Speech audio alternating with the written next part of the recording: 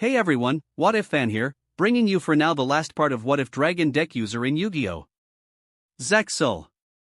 You can find the fanfic title and the original author's name on my Patreon page. Make sure to check it out and show them some love. If you enjoy the video, don't forget to like, subscribe, and ring that notification bell so you never miss an upload. Quick update. What If Dragon Deck User in Yu-Gi-Oh! Zexal and What If Reborn as a Goku clone are now on hold, since we've caught up with the author. So now, I need your help picking the next project for the channel. I'm currently deciding between these three fanfics. What If Gacha System in Modern Family World? What If Fusion Deck User in a different Yu-Gi-Oh! GX? What If Transmigrated in One Piece and becoming a Marine? Please vote in the poll and let me know which story you'd like to see next. I'll take the top 2 picks and start working on those 2 series next.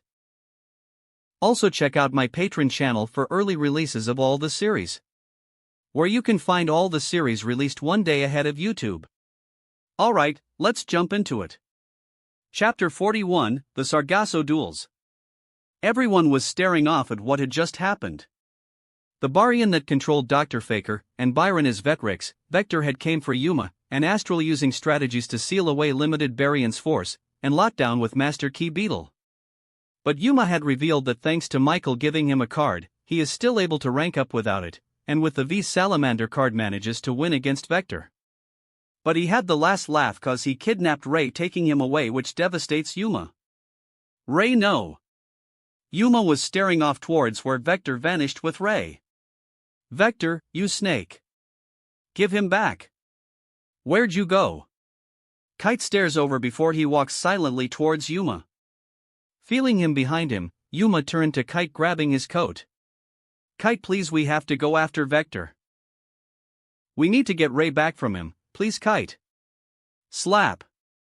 Everyone watched shocked as Kite slaps Yuma, knocking him to the ground. Yuma stares up towards Kite, shocked from striking him like that, while the oldest boy among them stares at him with a stern gaze. We will get Ray back from Vector. But right now, you need to calm the hell down, Yuma. That's what Vector wants you to do, be driven by thoughts of revenge so he can take advantage of your rage. But Ray could be in danger and... Yuma started only to see Kite's expression as he looked down. No, you're right, sorry. Well, now we're left in a quandary. Where did Vector took Ray at? Barian World? Michael asked them a possible location for them to find Ray, if anywhere. Possible, but I'm afraid we don't have any way of reaching Barian World. Chris spoke, frowning as he answers this. The portal that we used for Timmy to head to his home is a one-way trip, and it would take days to change the course, let alone finding Barian World. Which means they can't follow Vector to save Ray if they don't have the direct transportation. But Astral is staring at the number Vector had surrendered to him. Master Key Beetle, he feels this card is important, and must have a special meaning if he had surrendered it to them. Recalling it will help them find him. But how? So Astral closes his eyes to try accessing the memories within this card to see what he can find. Seeing the memories, he sees the ship within Yuma's key, and sees that he himself is operating it while Master Key Beetle's sealed form into a shaped hole powering it up. Seeing this, Astral opened his eyes, realizing what this means. I see. Huh, Astral? Yuma asked, hearing that. What is it? Did you remember something from that card Vector gave us? I doubt it's anything good. Thomas frowned. Astral looked over before then turning to his daughter. Penelo. Penelo blinked to him, which he said towards her. I feel I need your help on this matter. If what the memories in Master Key Beetle are accurate, I think we can both access it together. If we succeed on it, we may have a chance of following Vector and rescue Ray. Penelo's eyes widened. Go after him, I can't. Astral floated over, placing a gentle hand on her shoulder. I know that he's scary towards you, Penelo, but the only way you can manage to get over it is by confronting it. And make no mistake, I will be there every step of the way, like how a father should act. If not for yourself, do it for me, Penelo, and to your mother as well. Penelo gasped, hearing that as she looked up at Astral before taking a nervous breath. Okay. Heart takes her hand, gently squeezing it with a smile as Penelo softly smiles back. Me and Penelo will be back early tomorrow morning if what I'm thinking of is correct. Until then, get yourselves ready and prepare. This is sure to be our final battle against the Baryons. Astral spoke to everyone as a portal opened behind him that he and Penelo went into inside Yuma's key. Our final battle, then we need to make sure we're ready for anything, Anna mentioned. They nodded before Timmy looks at his locket. First he starts at the crystal he gotten from his grandmother's letter before then opening it, seeing the image of himself and Susan inside it staring at the image. It's a lot to think about. The entire Baryan invasion is about over with, and now it looks like they will confront all of Baryan in this last grand battle and rescue Ray in the meantime. Although he isn't sure what would be next, as Dawn 1000 is there out in the horizon somewhere, and he still needs to find ways to save both Baryan world and Astral world together from what her letter said. Seeing his expression, Anna and Rio both took his hands and gently squeezed them. It'll work out, Timmy. Rio smiled. He softly smiles to the two of them before Shark turned over. Rio? His sister looked over towards him. I can tell, I can't stop you from joining us on this. So be with your boyfriend for tonight, this'll get dangerous come tomorrow. You inform your family about you staying as well, Anna. Kite spoke towards Anna on that regard. We can't have them worry that you left without telling them about it. Right. Anna nodded at that. Kathy meanwhile takes Yuma's hand as he looks at her. I'm staying with you as well, Yuma, even if you say no, I won't budge. Right now you need someone with you. Kat, okay, thank you. Yuma whispered, hearing that. So they all spilt up, going their separate ways to be ready for tomorrow. While Anna is calling her parents and brother on her dual gazer, Michael looks over to Timmy. So Timmy? He looks over to the youngest Arclight as he said to him. There isn't a doubt you're going to battle yourself. But what do you think you're gonna do? Based on your grandmother's words and letter, destroying Baryan world isn't an option. It never has been. Timmy spoke to him with closed eyes. I will find a way somehow to save all worlds, but right now we need to stop the Baryons from destroying us. Well, I'm sure you can figure out something. Chris smiled. Indeed, we will be there every step of the way. Including me and Faker. Byron spoke, smiling towards Timmy as he said this.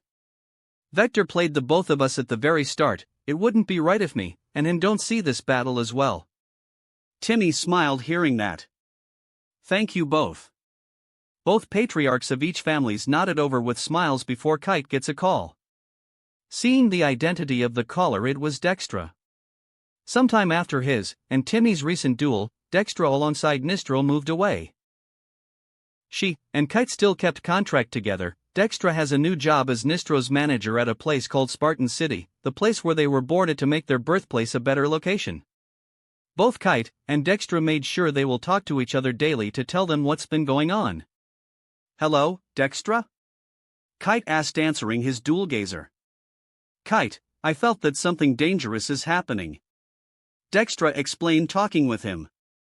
Is everything okay back at Heartland City? It's complicated, but it should be handled soon. Don't worry, we're all right over here, Dextra. Kite reassured her. Are you sure?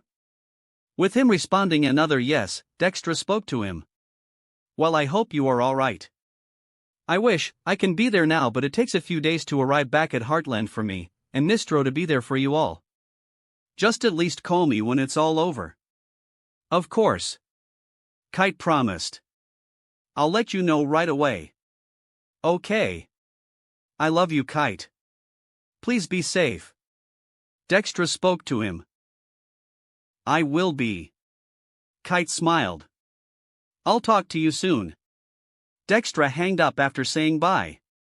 Was that Dextra? Hart asked Kite, knowing who that was. Yeah, it was. Kite nodded. How is she and Nistro doing in Spartan City? Oh yeah, Nistro is a big-time duelist with Dextra, his manager. Rio recalled what those two are up to even though she never met them yet. They're doing well, They try and make it, but it'll take them a few days to arrive, so they're sending us their support and we can let them know everything when it's over. Kite answered before smiling. Which means we have to stop the Baryons. Indeed. Dr. Faker agreed, nodding before looking at his eldest son. It's already enough for everything that happened before, Kite. Enough that you got involved in my mistakes, and hunt people down for heart's sake, and now you're gonna battle against the very person that had manipulated us from the beginning. Please be careful, and don't do anything reckless, Kite. He then turned to his adoptive son as well. That goes for you too, Timmy. Right, Dad? Timmy smiled, nodding. Me and Kite will stop Vector and stop the Baryons together, no matter the challenges ahead. We have Yuma, Shark, and everyone else with us. Alone we are strong, but together we're invincible. Not totally invincible, but they do get what he's saying, if not a little cliché. Anna and Rio smiled hearing that. So they all arrived back home, and Anna had made sure her parents and brother had known what was about to happen tomorrow. Right now Timmy is relaxing in a bath to wash up with his glasses beside him as he sighed gently. This will certainly be a lot to do. If this really is Vector's final battle against them, then all of Baryon World will be alongside him as well. They will face Mizar alongside him, and whatever else hasn't been faced against yet. He can't help but feel worried. Something isn't right. For some reason he felt that Vector had thrown the match against Yuma, but why would he? Hearing a knock, he looked over. Who is it? It's us, Timmy. We were wondering if we could scrub your back. Anna's voice answered. It's a Japanese custom that people scrub each other's backs, which is what Timmy was already aware of when he studied while he was at his parents'. Now that she mentions that, they haven't done so yet. Oh, okay, just let me get myself decent. Timmy called for them. After exiting, finding his glasses, and wrapping a towel around his waist, he sat down on a stool. Okay, I'm ready. The door opened as he turned around, seeing both Anna and Rio in towels themselves so their clothes won't get wet, and they had showered before Timmy took a bath. In their hands are a couple of bath sponges. Are you okay with us doing this? Rio asked him gently. Yeah. Timmy nodded to make sure he sounded sure of it. It's a little embarrassing, but I often read this as how people do it here in Japanese culture, and I always find the culture and food so fascinating, even since it's how dual monsters became a thing. He then smiled towards them. And I want to embrace it for myself, every step of the way. Well, if you're sure. Anna nodded, starting to scrub his back as Rio scrubbed his left arm. Timmy smiled as they do this. Despite all the chaos that had happened from both the past and present, he still has two girls on his side that care for him. He wonders how he gotten so lucky to have both of them by his side. Anna, Rio? Thank you for wanting to be with someone like me. If I hadn't run, I would have been with a girl who was bad in personality like my parents. I disagree, you're an amazing person, Timmy, and you would have found someone who truly loved you no matter what. Rio reassured him softly. She's right. Anna nodded. And any girl who found you would be the luckiest in the world.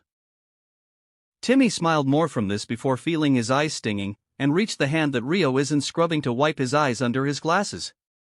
Thank you, very much, you too. I don't know what I would ever do without you. Seeing that the two of them embraced him together and hugged him gently. He smiled as he stays in the embrace before blushing, feeling something soft against him. Well, would you two mind, if you're done scrubbing, would you shampoo me as well? It's another Japanese thing I wanted to try. Something to help him try to ignore the soft feeling which he pretty sure are their chests against him. He isn't at the time for puberty yet, but it'll certainly be awkward when he reaches that point. Sure. Rio smiled gently, getting the shampoo. Meanwhile, in Baryon World, Duman and Mizar are both waiting for Vector to return. They had seen the duel, and already knew that Vector threw it so Yuma would win, and had kidnapped Ray Shadows as well. They are unsure what it is Vector is doing, but they are already planning to confront him about it, since had Vector actually win, they would save their world. And why would they need a hostage as well? Pretty soon the subject appeared again as he waved over. Ta-da! Missed me, boys? What are you scheming, Vector? Mizar questioned. Oh, dear Mizar, whatever are you talking about? Vector asked him, looking like he doesn't know what he's talking about. You know perfectly what we mean, Vector. We seen your match against Yuma, but me and Mizar both knew you through that duel. Duman pointed out with a glare towards him. So what was that about? Why'd you not take the steps needed for our world? Whoa now, calm down, Duman, don't get your panties in a bunch. Vector spoke, shrugging with his smirk. It's all a part of the plan, of course. To break Yuma and Astral so deep, they will never recover. Enough, Vector. Mizar glared, having enough of Vector's schemes. What exactly is your plan? It's time you tell us exactly what you're scheming. Very well then. But first, Vector vanished, appeared between the crystallized Alito and Jirag. Let's bring another hand into this as well. He placed a hand on Jirag's crystal as it glowed over. Now Jirag, wakey wakey. It's time for you to rise up once more, you're needed up ahead. The crystal around Jirag cracked before breaking apart as Jirag stumbled on his feet, shaking his head. What happened to me? Did you had a nice sleep, Jirag? Vector asked with a smirk, stepping back down the stairs while his back at his Duman and Mizar. I awoken you ahead of schedule. Your wounds are recovered somewhat, but it won't last forever. I just need an extra set of hands to pull off this plan of mine. Plan? What are you? Wait, where's that creep Ray? I owe him for what he did to Alito. Jirag glared hatefully. Oh, relax, I have him with me, or rather, more accurate. Vector pulled down his hood, assuming a form that the three widened their eyes at. It was Ray, who was smirking over towards them as Jirag stared at him, shocked. What's wrong, Jirag? You've looked like you've seen a ghost. You're the one who attacked Alito? Jirag questioned. Ray, or Vector as he's truly revealed, smirked over, turning away with closed eyes. I needed a scenario for me to be able to duel with Yuma, so I can manage to give him limited Baryons force for me to manipulate him from behind the scenes. Alito, and you just happened to be there at the right timing. You would use us as well for your sick games? Duman questioned, hearing this. Duman, you already should know by now, I would use anything at my disposal to carry out my plans. Vector smirked in his human form towards Duman. But now, you three are probably more than eager on what I have in mind against Yuma and Astral, don't ya? You have one chance to explain it, Vector. Jirag told him. See, after I had been defeated against that brat Timmy, I knew I needed a way to weaken him. So after Yuma and Astral became Zexal during my match against him while controlling Faker, I realized that one way to crush him was by crushing his power source. Vector started over his plan with a sadistic grin. So in short terms, I become friends with Yuma, have Yuma use a Baryon card for me to control, keep secrets from Astral and Timmy to make them distrustful of Yuma, make the grand reveal, break Yuma and Astral's bond, and then strike them all down where they stand. Destroy them from the inside out using friendship as the grand key to it all. Sounds like a genius plan, isn't it? He laughed manically as he said this to them. All three of them are perfectly aware it's quite sick and dangerously cunning, but it is a genius plan to make manipulating all around him to fool Yuma into thinking he's his friend, have Yuma use Baryon cards to make Astral distrust him, and sever their bond together when Ray reveals his true identity towards him. And using the Baryon cards he gave Yuma is a critical factor to play onto it. You're a snake, but your plan will likely work. Mizar relented. But what does this have to do with Timmy? What are you planning to do with him? What am I planning with him? Vector asked Duman with his smirk. Well, that's the best part, the final battle will be within Sargasso, the DD battlefield. The three Baryons looked shocked hearing the name of the location. It is a lost battlefield within between the gateway between Astral World and Baryon World, and also a highly dangerous field to battle on. From the kind of place it is highly dangerous and unstable for people to battle on, as it could suck away anyone unfortunate enough to be swept in and never be seen again. The power levels needed to reach that magnitude would be very high, and from the chaos energy they had, can reach that easily in a duel. It's a taboo part of both worlds, so they just left it alone, but Vector apparently has other plans. You mean? Yup, within light of both Yuma and Timmy's defeats, they will be sucked into Sargasso, and will never be seen again. Vector confirmed what the stunned Jirag is thinking. He absolutely plans on using the unstable battlefield as the final battle location so that in light of the truth, the energy will make it collapse on itself, which will definitely erase Timmy, Yuma, and Astral all from existence. Are you mad? Sargasso could suck us away forever as well, and last I checked you haven't defeated them once. Dooman frowned. Well, what makes you think I revived Jirag? Vector shrugged over with a smirk towards him. Both as extra hands for Timmy himself, and you know that I had let Yuma win the last match. That match involving that couple was also meant for Timmy to win, so I can examine his own weak points, namely that girl Anna he has been with. Besides, plans always have risks, and I am eager to take those risks. If you don't, then you're more than welcome to take the coward's route out. Why you dash? Mizar, unable to take such an insult, moved to attack Vector, but Dooman held his shoulder, shaking his head.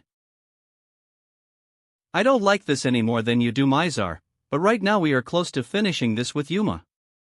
Dooman spoke to Mizar to calm him down. It is incredibly risky, but Vector looks to have the most promising outcome we needed so far. Let's trust his word on it for now, and address this later on. Frowning, Mizar nodded. Very well, Vector, we'll go along with your plan for now. Glad to hear it. I gave Yuma Master Key Beetle, so he's sure to follow me towards Sargasso. Vector smirked over before assuming his Barian form again, placing his hood back on. Now if you three will excuse me, I'm off ahead to Sargasso to start preparations. Don't be late. A portal appeared that Vector left, leaving the three alone in the throne room. Jirag, you haven't fully recovered. Are you sure you're up for confronting Timothy? Dooman asked, turning to him. Jirag looked at his hand from this. It is true, he hasn't recovered from that duel against Yuma and Vector, but for this to work, and have this key to eliminate Timmy, who is the top danger for them, willing to do it. It is risky, but I will try it. For Alito's sake. Dooman stared before nodding. Very well. Make your own preparations. Me and Mizar needs to discuss in private. Jirag nodded before he left through a portal to start preparing himself, allowing Mizar and Dooman to talk privately. Mizar. This plan Vector has is indeed cunning, and could tip things in our favor. However, our world still won't be saved if the savior of Barian world gets sucked into Sargasso alongside Yuma and Astral. Now that they are certain Vector's plan can eliminate Timmy, they need to make sure that it won't happen, as without him, their world can't be saved. Then what do you propose? Mizar whispered. On the chance that Sargasso will begin to collapse, you will make sure that Timmy won't be sucked in. Dooman instructed him. If Vector tries to stop you, you are given permission to eliminate him, although I hope we won't need that. We are too few in number already. I understand. Mizar nodded, hearing that. Good. Then everything for Barian world rests on this plan for Vectors. Go prepare yourself, Mizar. I will be in the room Nash showed me of the story. Dooman instructed him. Mizar nodded as he went to make his own preparations for the battle with Timmy and the others. Dooman stared before he looked up towards the throne. Nash. Marin, if only you two are here, it would make this so much easier for us. You always knew what to do. He closed his eyes as slight tears exited them before he walked up to enter the room. The next day, Timmy was sleeping peacefully in his room after a night of washing up, being scrubbed, and then shampooed together. He had slept in the same bed with Anna and Rio for them to be close together in case this will be the last time they will get to do this. He soon felt someone gently kissing his forehead. Timmy, it's time to get up. Feeling this, he slowly opened his eyes. Anna was gently kissing his forehead as Rio was sitting next to him with a smile. Seeing them, he smiled before softly gets up, reaching his face, feeling his glasses are on. Anna must have put them on him while he is waking up. Morning, girls. Morning, how are you feeling? Rio asked him softly. Refreshed, thanks to you too. Timmy smiled to them. I had no idea being shampooed could feel like that. From doing it by himself, it was just something he needed to do, but having the girls do it felt like a massage for his head. Something he didn't know it can feel like. Well, we want you to feel at your best since today's the day we go to stop the Barians, right? Are you going to mention what your grandma said? Anna asked. Hearing this, Timmy had been thinking about it. He's sure that the Barians would think he's crazy if he says he's supposed to save their world, and all the others. Everyone already knew, but the Barians and astral denizens don't. I don't know, they probably won't believe me if I say what Grandma told me in her letter. You're probably right. Rio relented as she squeezed his hand. Just promise you'll be careful, okay? Timmy nodded, smiling before the door opened where they see Orbital wheeling in. Master Timmy, it is time. Timmy nodded as he moved to get dressed. Okay, tell everyone me, Anna, and Rio will be there soon, Orbital. Timmy told him as he gets into his closet. Right away. Orbital nodded, turning to let the others know. Rio and Anna both walked, helping Timmy get dressed. Timmy suddenly feels a kiss on his neck by Rio as he turned to her, surprised as she smiled to him. You look pretty cute under your shirt, Timmy. He blushes from this but smiles at it. Makes me wonder how cute you will be when we go for a swim or the spa. Timmy blushed more hearing that, checking the calendar, seeing the summer is gonna hit soon. We'll find out soon enough. Timmy blushed. So after getting dressed, they all head together towards the roof, seeing everyone is there. Yuma, Astral, Shark, Kite, Dr. Faker, Hart, Caswell, Kathy, Flip, Bronk, Byron, Michael, Thomas, Chris, and Penelo all together ready. Evening there, Tim. Thomas greeted with a grin, waving. You had a good night with them? Oh yeah. Timmy over to him before then looking at Astral. So, Astral, you and Penelo managed to figure out what it was? Yes, we did, and it's ready for transport. Astral spoke before raising his arms as storm clouds appeared above the sky as they watched before something starts to fly down. What's going on? Torai asked in shock. Soon when it came down, they see a large ship was there, connected to a large set of gears all over as they stared. Seeing it, Yuma, Kite, Timmy, Anna, and Rio all recognized it. It's the ship that is in Yuma's key when they dueled within it. Astral, is that? Yes, it's the same ship that's in your key, Yuma. Astral confirmed towards his partner. He then explained towards everyone.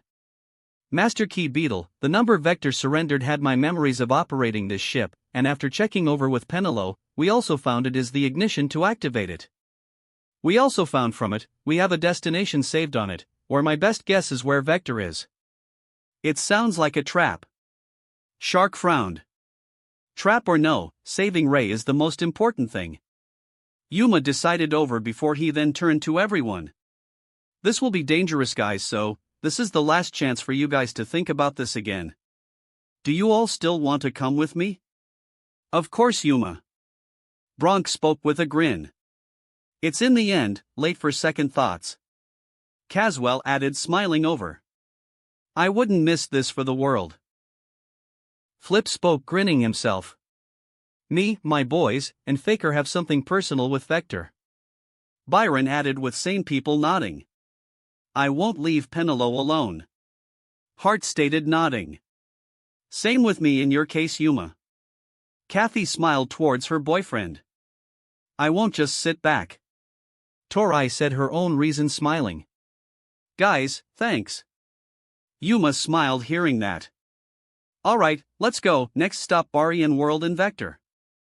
Astral raised an arm as a tractor beam lowered down as everyone transported inside, where they see the airship inside as they looked around, seeing its high-tech, and a hologram orb on a location with some screens, and a wheel having Master Key Beetle's sealed form on the wheel. Whoa, this is, wow. Anna admitted in awe seeing it. Now Yuma, you make the call. Astral spoke as now everyone can see him now that they're in the airship. Yuma grinned, taking the wheel. Alright, let's go.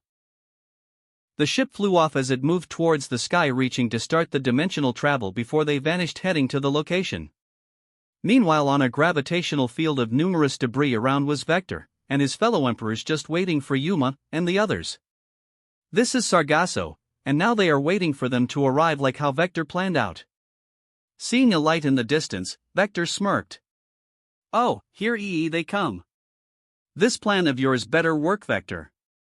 Jirag frowned only to wince slightly as his injuries weren't fully healed yet. While Vector stayed at one part, Duman, Mizar, and Jirag all transported to different platforms. Soon enough the airship arrived in before it glowed. Yuma and Astral find themselves on the platform with Vector while Kathy is with him. Shark, Rio, and Bronk all see they are on the platform with Duman. Kite, Orbital, Heart, and Penelo all see that they are with Mizar on a platform. And finally Timmy with Anna, Tori, and Alan, much to their surprise they never noticed him, on the same platform with Jirag. Welcome to Sargasso. Vector greeted everyone with a smirk with all of the humans, and Astrals paying attention to him. Sargasso, is this Barian world? And where's Ray? Yuma questioned. You don't waste any time, do you, Yuma? Vector asked him with a laugh. But to answer your questions, for one thing, he raises a finger. This isn't Barian world. But we are in a fine line between it and Astral world, Sargasso the DD battlefield. And two, he shows a second finger. Your friend is here, but I'm afraid he's, or shall we say, out of commission? He snapped his fingers as a light appeared in front of him. It was Ray, who was unconscious on the ground in front of him. Ray! Yuma cried, seeing him. Oh, you hear him, Ray? Your friend is here. Vector chuckled as he puts his foot on Ray's head, grinding it down. Seeing this, Yuma screamed. Don't you touch him. Yuma! Kathy ran in front of him to stop him from charging straight at Vector. I know how you feel, but remember what Kite told you. He wants to provoke you, so he can use you to his advantage. You best listen to what your girl says, Yuma. Vector smirked to Yuma before he spread his arms. And while we play, your friends will be entertained by my friends as well. Duman first stepped forward, which allowed Shark, Bronk, and Rio to notice him. So you're Reginald Shark Castle. That's right, and who are you? Shark questioned. I am Duman, the one who will defeat you. Duman removed his cloak, staring at him. But although this is the first time the two of them met, he can't help but feel something from Shark. The same aura and confidence, it reminds him of someone familiar, although he can't place it. Ah well, it makes no difference. Shark frowned as he turned to Rio and Bronk. You two leave this to me, I'll handle him. Be careful, Reginald. Rio frowned for her brother. Good seeing you again, Kite. That made said boy alongside Heart, Orbital, and Penelo turn over, seeing Mizar walking over to them. Now we will see who is the true Galaxy Eyes master. Fine, Mizar, I'll accept your challenge. Kite told him before he readied his form. Go photon transformation. He glowed as his coat formed white and his dual gazer tattoo formed while Mizar removed his robe to be ready. Lastly, hearing footsteps, Timmy, Alan, Tori, and Anna turned over, seeing Jirag walking over. Seeing him, Timmy widened his eyes. Jirag? Missed me, little brat? Jirag asked him with a glare. I may have lost to Yuma and Ray, but I am still kicking around to squish you personally. Timmy grunted from this before he turned to the three behind him while not minding Alan is there. You three stay back, I'll handle him. Just be careful, he's dangerous. Anna whispered. Timmy nodded as Jirag removed his cloak, which shows some of his injuries haven't faded, but he's still willing to duel. Guess it's time for the talking to stop, wouldn't you say, Yuma? Vector didn't remove his cloak, but his dual disc is formed to be ready against Yuma.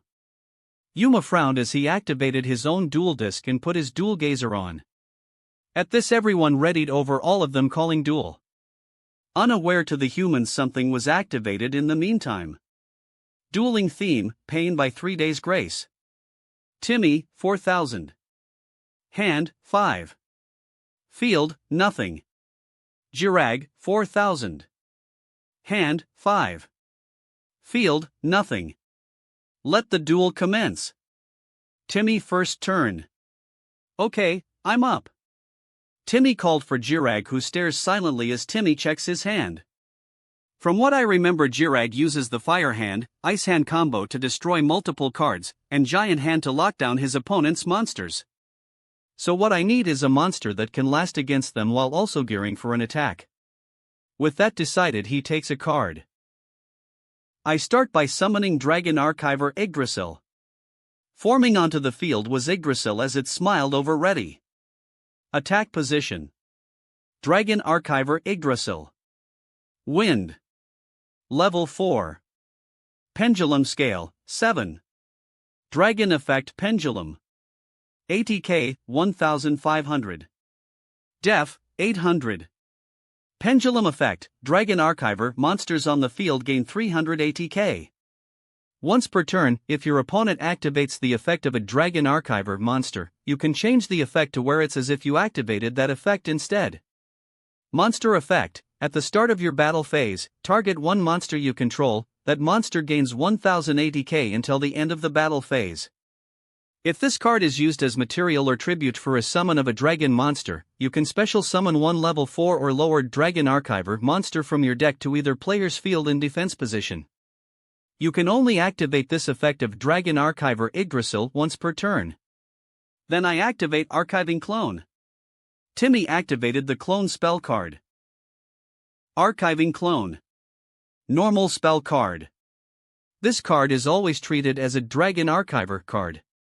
Target one Dragon Archiver monster on the field, special summon this card as a normal monster with the same attribute and level as that monster.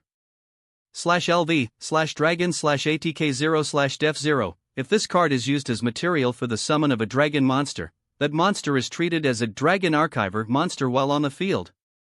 If a dragon monster's on the field should be destroyed by battle or by card effect, you can banish this card from your GY instead. This card makes a clone of a Dragon Archiver that's present on the field as a normal monster, and the same level, and attribute. The spell formed into a identical Yggdrasil. Archiving Clone, attack position /win/level 4/dragon/ATK, 0/def, 0. Alright, he already has 2 level 4 monsters for Dark Rebellion. Alan cheered from this that Anna and Tori finally noticed him. What? Alan, what are you doing here? Anna gasped, seeing him. Alan blinked before seeing he's caught. Well, I followed you over, and kind of stowed away.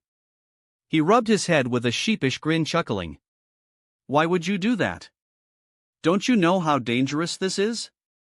Tori frowned. Oh, come on, you all are doing fun stuff, and leaving me behind. It won't make a difference, all of you will be lost within Sargasso anyway. Jirag said to them. Timmy then turned towards the girls. Anna, Tori, now really isn't the time. Right now, we need to focus on the Baryons, we can talk with Alan after that. Right, Alan, stay behind us. Anna told him in a tone that said she wasn't asking, she was telling him what to do. Alan was about to argue, but hearing the tone made him groan, walking behind Anna where he will be safe. Timmy turned his attention back before raising an arm. I overlay Yggdrasil, and Archiving Clone. The two glowed green, flying up towards the overlay network. The archives of the dragons focus on studying the treacherous fangs. And now the dragon that sleeps in the pitch-black darkness is ready to fight all those foolish enough to oppose it. XYZ Summon. Rank 4, Dark Rebellion XYZ Dragon. Forming from the overlay network was Dark Rebellion roaring as it flew above Timmy. Defense position. Treated as a Dragon Archiver. Dark Rebellion XYZ Dragon. Dark. Rank 4. Dragon Effect XYZ. ATK, 2500. Def, 2000. 2 level 4 monsters. You can detach 2 materials from this card, then target one face-up monster your opponent controls, its ATK becomes half its current ATK, and if it does, this card gains that lost ATK. Oru, 2. Defense position so that Jirag's hands can't ram into Dark Rebellion, and be destroyed for their effects to trigger, which Jirag gets right away from this. While Timmy XYZ summoned, Shark, Kite, and Yuma all XYZ summoned themselves for Shark Drake, Starliege Lord Galaction, and Utopia respectfully. Ha ha ha. You fools. Vector called suddenly when they all XYZ summoned. He raised an arm towards the clouds above. The effect of Sargasso the DD battlefield now activates. They all blinked looking as the cloud above blasted lightning over as they all screamed knocked back. Timmy, 3500/hand, 3. All 4 of them gotten hit with 500 points of damage each when that happened. Naturally all the humans were taken off guard from this. How'd they get hit with effect damage just now? What just happened? Yuma questioned. You didn't play any cards. I think I know Yuma, that's an effect of a field spell. Astral spoke realizing what's going on. Correct, Sargasso isn't just for appearance, it is also a field spell. Vector called as the card appeared in front of him. Sargasso the DD battlefield. Field spell card. Each time a monster is XYZ summoned, the summoning player takes 500 damage. During each player's end phase, the turn player takes 500 damage if they control a face-up XYZ monster. You all went, an XYZ summon without the slightest clue. Vector smirked over towards them all. According to Sargasso's effect, whenever a player XYZ summons, they take 500 points of damage. Duman explained the effects of the card from this towards Shark. And one more thing, if a player has an XYZ monster on their field, they will take 500 points of damage during their end phases. Mizar finished over the effects at Kite while they were explained towards everyone. Kite grinned over from this. I see, so it's a duel with a continual risk of taking damage. Sounds like fun. Shark also grinned from this challenge. Hold on, that means the same thing happens when you XYZ summon. Timmy realized. Indeed it does, but is that really certain? Jirag questioned over from this. Timmy isn't sure if that really is certain as he looks over. As long as Dark Rebellion is on his field, Sargasso's effect will keep dealing him damage. He doesn't have the cards to remove it right away, for now he needs to depend on his deck. I place one card down, and end my turn. Shark and Yuma followed this as well while Kite used Lord Galaction's effect to summon Galaxy Eyes Photon Dragon, and then set a card. Which was before Sargasso's second effect kicks in onto them as Timmy stumbled back. Timmy, 3000/hand, 2. Will he be okay? Alan asked looking worried for his future brother-in-law. He has to be. Rio frowned. Timmy's hand, 2/field, Dark Rebellion XYZ Dragon, defense position / treated as a Dragon Archiver / ORU, 2, 1 set card. Jirag first turn. My turn now, draw. Jirag drew before then taking a card. And I summon Magic Hand. Forming was a box like Jack in the Box as it opened revealing a mechanical hand. Attack position. Magic Hand. Dark. Level 4. Spellcaster / effect. ATK, 800. Def, 1600. When your opponent adds a cards from their deck to their hand, except by drawing them, except during the damage step. You can send that cards to the GY, and if you do, inflict 800 damage to your opponent. This effect can only be used once while this card is face up on the field. Then I activate the spell, Dark Designator. Jirag called using a spell. Dark Designator. Normal spell card. Declare one monster card name. If the declared card is in your opponent's deck, add one of that card to your opponent's hand. I declare the name of a monster card. If that card is in your deck, you have to add it to your hand. Jirag explained to Timmy, who blinks. Why is Jirag letting him add a card, a potentially powerful one? And the one I pick is Odd Eyes Pendulum Dragon. Timmy looked at his deck as it shuffled over before the top card ejected that he takes, showing its odd eyes before placing it in his hand. Huh, why would he give Timmy odd eyes? Alan blinked seeing that. I don't know, but I don't like it. Anna frowned. Jirag then pointed over. And now Magic Hand's effect activates. Whenever you add a card to your hand, Magic Hand forces you to send that card to the graveyard. Timmy blinked as Magic Hand reaches, snatching Odd Eyes from his hand, taking it into the box with it. And in addition, you also take 800 points of damage. Electrical currents danced on Timmy's form as he yelled out forced to take a knee. Timmy, 2200/hand, 2. Timmy! Rio cried out seeing that. So that was why. So that magic hand can remove it, deal some damage, and make Timmy unable to use it as it's in the graveyard. He slowly rose up as Jirag takes a card. Next, I activate Hand Benefit. Hand Benefit. Normal spell card. During the turn that a hand monster inflicted damage to your opponent, special summon one level 4 hand monster from your deck in attack position with a different name than the monsters in your GY or field. You can only activate Hand Benefit per turn. When a hand deals you damage, I can summon a hand from my deck. Jirag explained as he takes the card. And I summon Thunder Hand. Forming was a yellow electric version of Ice Hand, and Fire Hand as it attached itself on Jirag's shoulder, causing him some pain that he toughed out. Attack position. Thunder Hand. Light. Level 4. Thunder / effect. ATK 1600. Def 1600. If a face-up monsters you control with 1600 original ATK or def is destroyed by battle or an opponent's card effect and sent to the GY, while this card is in your hand or GY, you can special summon this card, but banish it when it leaves the field, and if you do, destroy one card your opponent controls. You can only use this effect of Thunder Hand once per turn. 2 monsters, but if he XYZ summons he'll take damage too. Alan pointed out. Despite this, Jirag looked unafraid. I overlay Magic Hand and Thunder Hand. The two glowed, flying up towards the overlay network, forming into his monster. Crush everything in this world. XYZ summon. Number 106, Giant Hand. Forming was Giant Hand above Jirag against Dark Rebellion and Timmy. Attack position. Number 106, Giant Hand. Earth. Rank 4. Rock effect XYZ. ATK 2000. Def 2000. 2 level 4 monsters. Cannot be destroyed by battle, except with a number monster.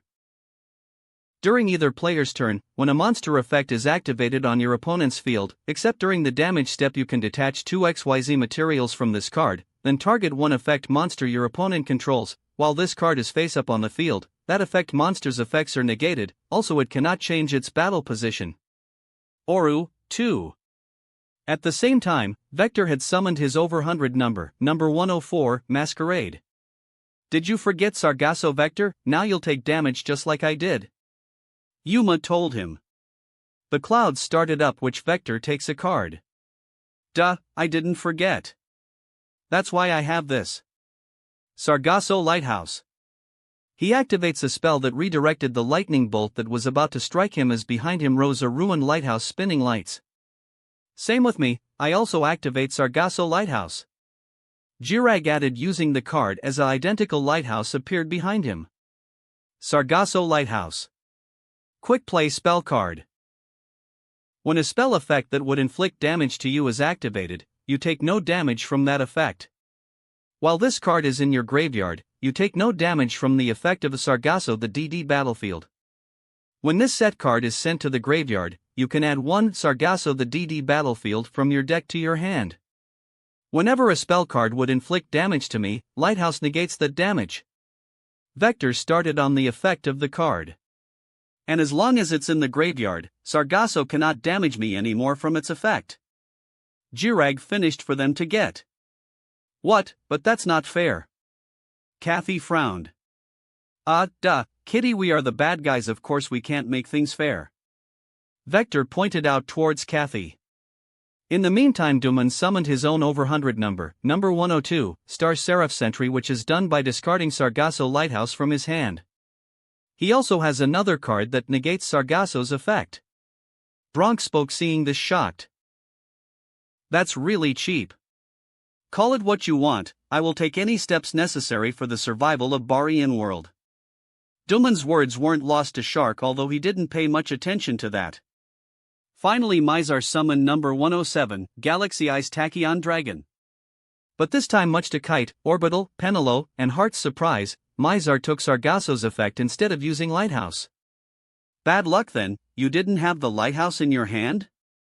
Kite questioned, seeing this. No, I do have Sargasso Lighthouse, but I don't intend on using it in this duel. Mizar answered as he was shocked by the field. I intend on defeating you without that handicap. Kite smirked over from this. From this to prove who is the true Galaxy Eyes master, Mizar aims to prove it by taking Sargasso's effect as well, making it fair for both of them. Very well. And now I activate Invincible XYZ. Jirag continued on using a spell. Equipped to Dark Rebellion XYZ Dragon. Invincible XYZ. Equip spell card. Equip this card to one XYZ monster on the field while both players control an XYZ monster. If the equipped monster is in defense position, change it to attack position. Apply these effects. The equipped monster cannot be destroyed, or be tribute. The equipped monster is unaffected by card effects that would make it leave the field. The equipped monster cannot attack, change battle position, also its effects are negated. If the equipped monster battles an XYZ monster, it loses 1000 ATK during damage calculation. While the equipped monster has a material attached to it, this card cannot be destroyed by your opponent's card effects. You can only control one Invincible XYZ. Thanks to this card, Dark Rebellion becomes invincible. Jirag spoke to Timmy, who blinked as Dark Rebellion is bounded in chains while forced to change battle position. Dark Rebellion XYZ Dragon, equipped with Invincible XYZ / attack position / effects negated. What? Timmy questioned, seeing that. Now here's what happens here. As long as Invincible XYZ is sticking onto Dark Rebellion, several effects now apply. For one thing, no matter what, it cannot be tribute or destroyed. The next thing is that effects that would make it leave the field would have no effect. Jirag explained over what the effects are. In addition, it cannot change battle position anymore, and its effects are gone. And lastly, if it battles an XYZ monster, it loses 1000 points. What? The spell is meant for an XYZ monster. A player has to become an unbreakable wall monster to stall for time, although with some risks that it gets weaker. But for Jirag's case here, he is using it so Timmy can't remove Dark Rebellion from the field, and use both it as Dark Rebellion loses points, and Sargasso's effect to whittle away at Timmy's life points. Anna frowned. There has to be a way around that spell. Not a chance even with another effect. Jirag stated to them as he added. As long as the monster Invincible XYZ is equipped to has overlay units, this card cannot be destroyed by your cards. Another form of defense where while the wall monster has an overlay unit, Heavy Storm, Mystical Space Typhoon, and the like would have no effect on it. And since Dark Rebellion's effects are negated, he can't use them. Alan spoke, grunting from seeing this. Rio frowned. Every card has a weakness, there has to be something he can do. Timmy stares over before Jirag called over. Now Giant Hand attack Dark Rebellion. Giant Hand geared, charging in ahead towards Dark Rebellion. Invincible XYZ's effect. Dark Rebellion, ATK, 2500 minus 1000 is equal to 1500. Giant Hand moved, punching with itself at Dark Rebellion as it roared loud as Timmy yelled out, pushed on his back. Timmy, 1700/hand, 2. Seeing that, Rio and Anna ran to help him. Rio stopped when she just about fell over from the platform she's on. She grunted, cursing whatever had placed her on a platform away from Timmy. Anna softly helps Timmy up. Dang it, we're only on round 2, and I already lost over half of my points. Timmy said while he moves to get back up. Timmy. Rio thought nervously, seeing his situation and how bad it was. Due to Invincible XYZ's effect, Dark Rebellion isn't destroyed. Jirag spoke as Dark Rebellion rose back up, still chained. While this happened, Vector attacked Utopia with Masquerade, and Yuma tried avoiding it by using Utopia's ability, only for Masquerade to counter with its effect, and dealt 800 points of damage. Thankfully, Yuma has half Unbreak to prevent Utopia from being destroyed. Star Seraph Sentry used its effect to negate Shark Drake's effects, and have it lose half of its points, which managed to destroy it, only for Shark to use Shark Splash to summon it back, and dealt some damage to Duman in return. And Tachyon Dragon attacked Lord Galaxian, destroying it quite easily as Kite was pushed back from the attack. I place one card down, and end my turn. Jirag ended his turn, that was followed the same way by the other Barian Emperors. Jirag's hand, 0/field, number 106, Giant Hand, attack position /ORU, 2, Invincible XYZ, equipped to Dark Rebellion XYZ Dragon, 1 set card. Timmy, 1700. Hand, 2. Field, Dark Rebellion XYZ Dragon, attack position /treated as a Dragon Archiver /ORU, 2 equipped with Invincible XYZ effects negated, 1 set card. Jirag, 4000. Hand, 0. Field, number 106, Giant Hand, attack position /ORU, 2, Invincible XYZ, equipped to Dark Rebellion XYZ Dragon, 1 set card. Timmy second turn. Now it's his turn again. Seeing this kind of field happening, he needs to catch up, and quick. My turn, draw.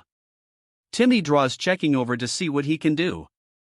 Anna frowned, maybe one of the other dragons could destroy Giant Hand? Timmy checked over before then looking at Invincible XYZ's card, reading it over for any kind of weak points it may have. Just then noticing something, he widened his eyes before then turning over.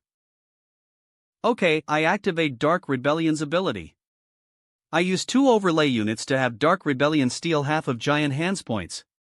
Much to Alan's confusion, Timmy is using an effect that to him won't help, as Dark Rebellion's wings absorbed the overlay units, but with its effect negated, it didn't take any of Giant Hand's power. Dark Rebellion XYZ Dragon, ORU, 2-1-0. Anna, however, smiled seeing that. He isn't trying to use its ability, Alan, Timmy's paying the cost for an ability instead. What difference does that make though? He wasted his overlay units. Alan asked, still confused from it. Alan, don't you remember what Jirag told Timmy? Anna asked him to have him remember. Invincible XYZ is only protected while Dark Rebellion has overlay units, so now he can destroy it. Yeah. Torai cheered from this. So now as Dark Rebellion doesn't have any overlay unit, has Invincible XYZ can't defend itself now. Timmy called, which Jirag grunted over from this. Next I summoned Dragon Archiver, Gentrude. Forming was a new Dragon Archiver that is a female with pink scales on her with some spikes on her hands while she has on an orange cloak. Attack position. Dragon Archiver, Gentrude. Dark. Level 4. Pendulum scale, 9. Dragon effect Pendulum. ATK, 1850. Def, 1100. Pendulum effect: if the effect of a Dragon Archiver monster is activated, your opponent cannot activate cards or effects in response to that card's activation. Once per turn, if your opponent declares an attack while you control a Dragon Archiver monster, you can negate that attack. Monster effect: if this card is normal or special summoned, target 1 cards on each player's fields, destroy them. If this card is used as material or tribute for a summon of a dragon monster, you can target 1 card in your GY, add it to your hand. You can only activate each effect of Dragon Archiver, Gentrude, once per turn. When Gentrude is summoned, I target 1 card on our fields, and destroy them. While Dark Rebellion can't be destroyed from Invincible XYZ, your spell doesn't have such luck. Timmy called as Gentrude ready to spell over from a tome towards the cards. Perfect. Alan grinned. Gentrude fired orbs over as Jirag called over. I don't think so. I activate Extra Shaving Barrier. A trap flipped up. Extra Shaving Barrier. Continuous Trap card. Activate this card by target 1 monster you control, Fusion, Synchro, XYZ, Ritual. While the targeted monster is on the field, both players can only special summon monsters from their extra deck or hand with the same type as the targeted monster. Also, the effects of all other monsters on the field that isn't the same type as the targeted monster have their effects negated. If the targeted monster leaves the field, destroy this card. I target Giant Hand to activate this card.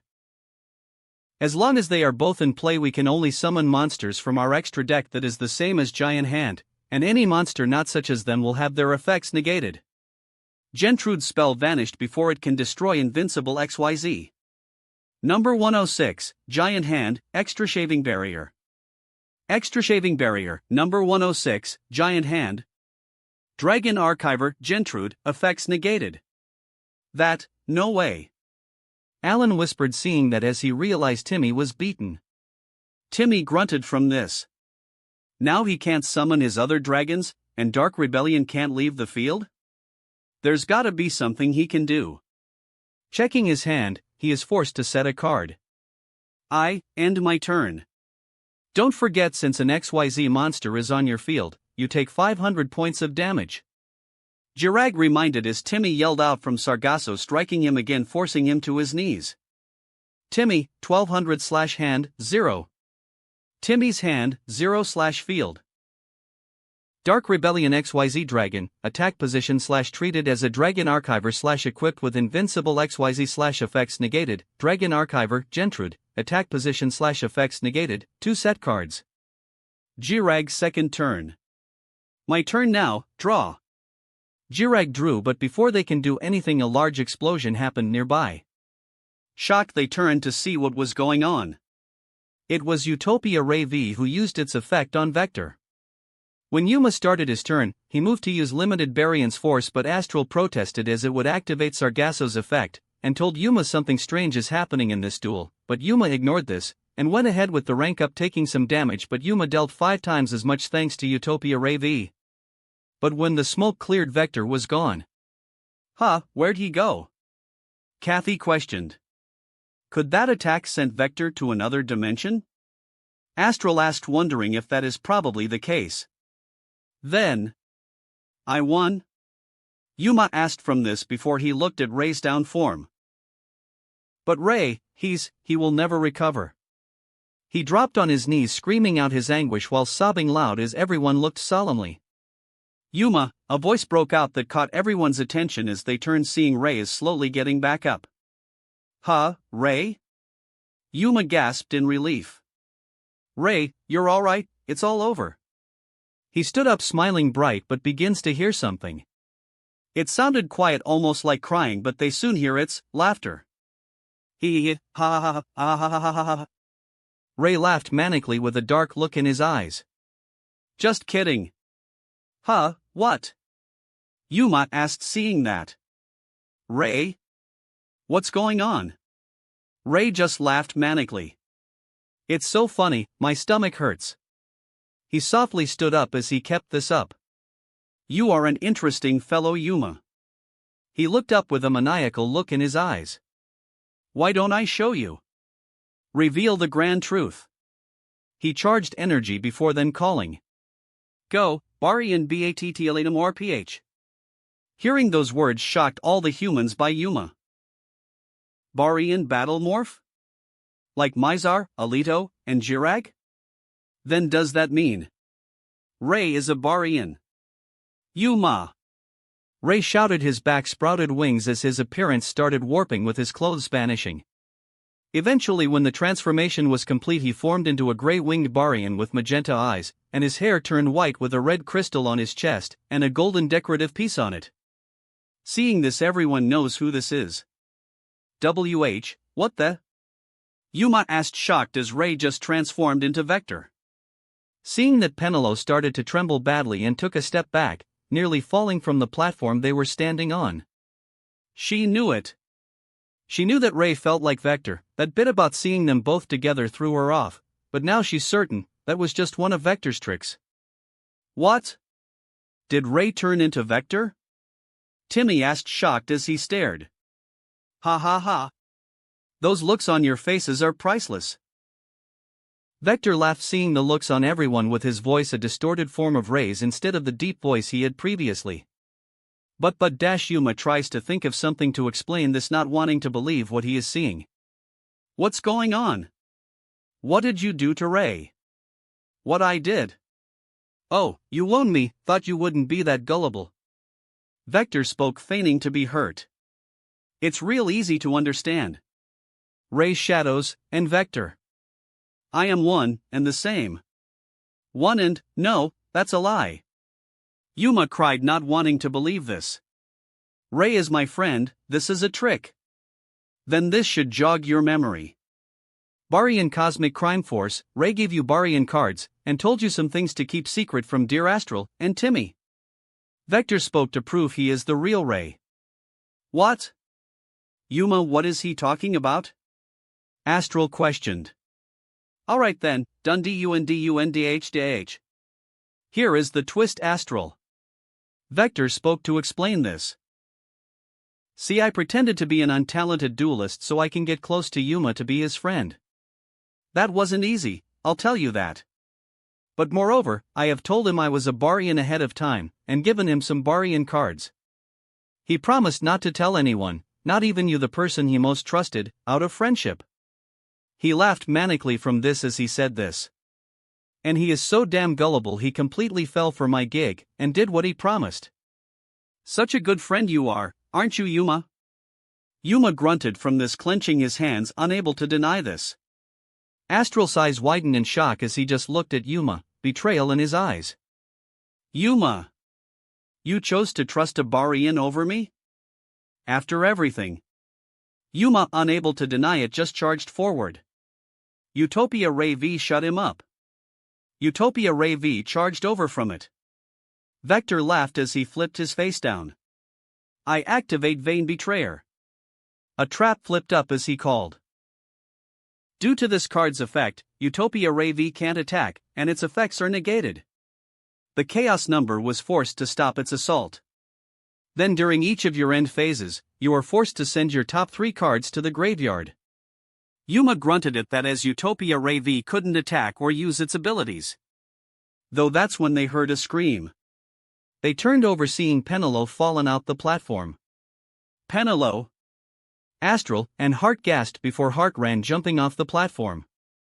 Heart!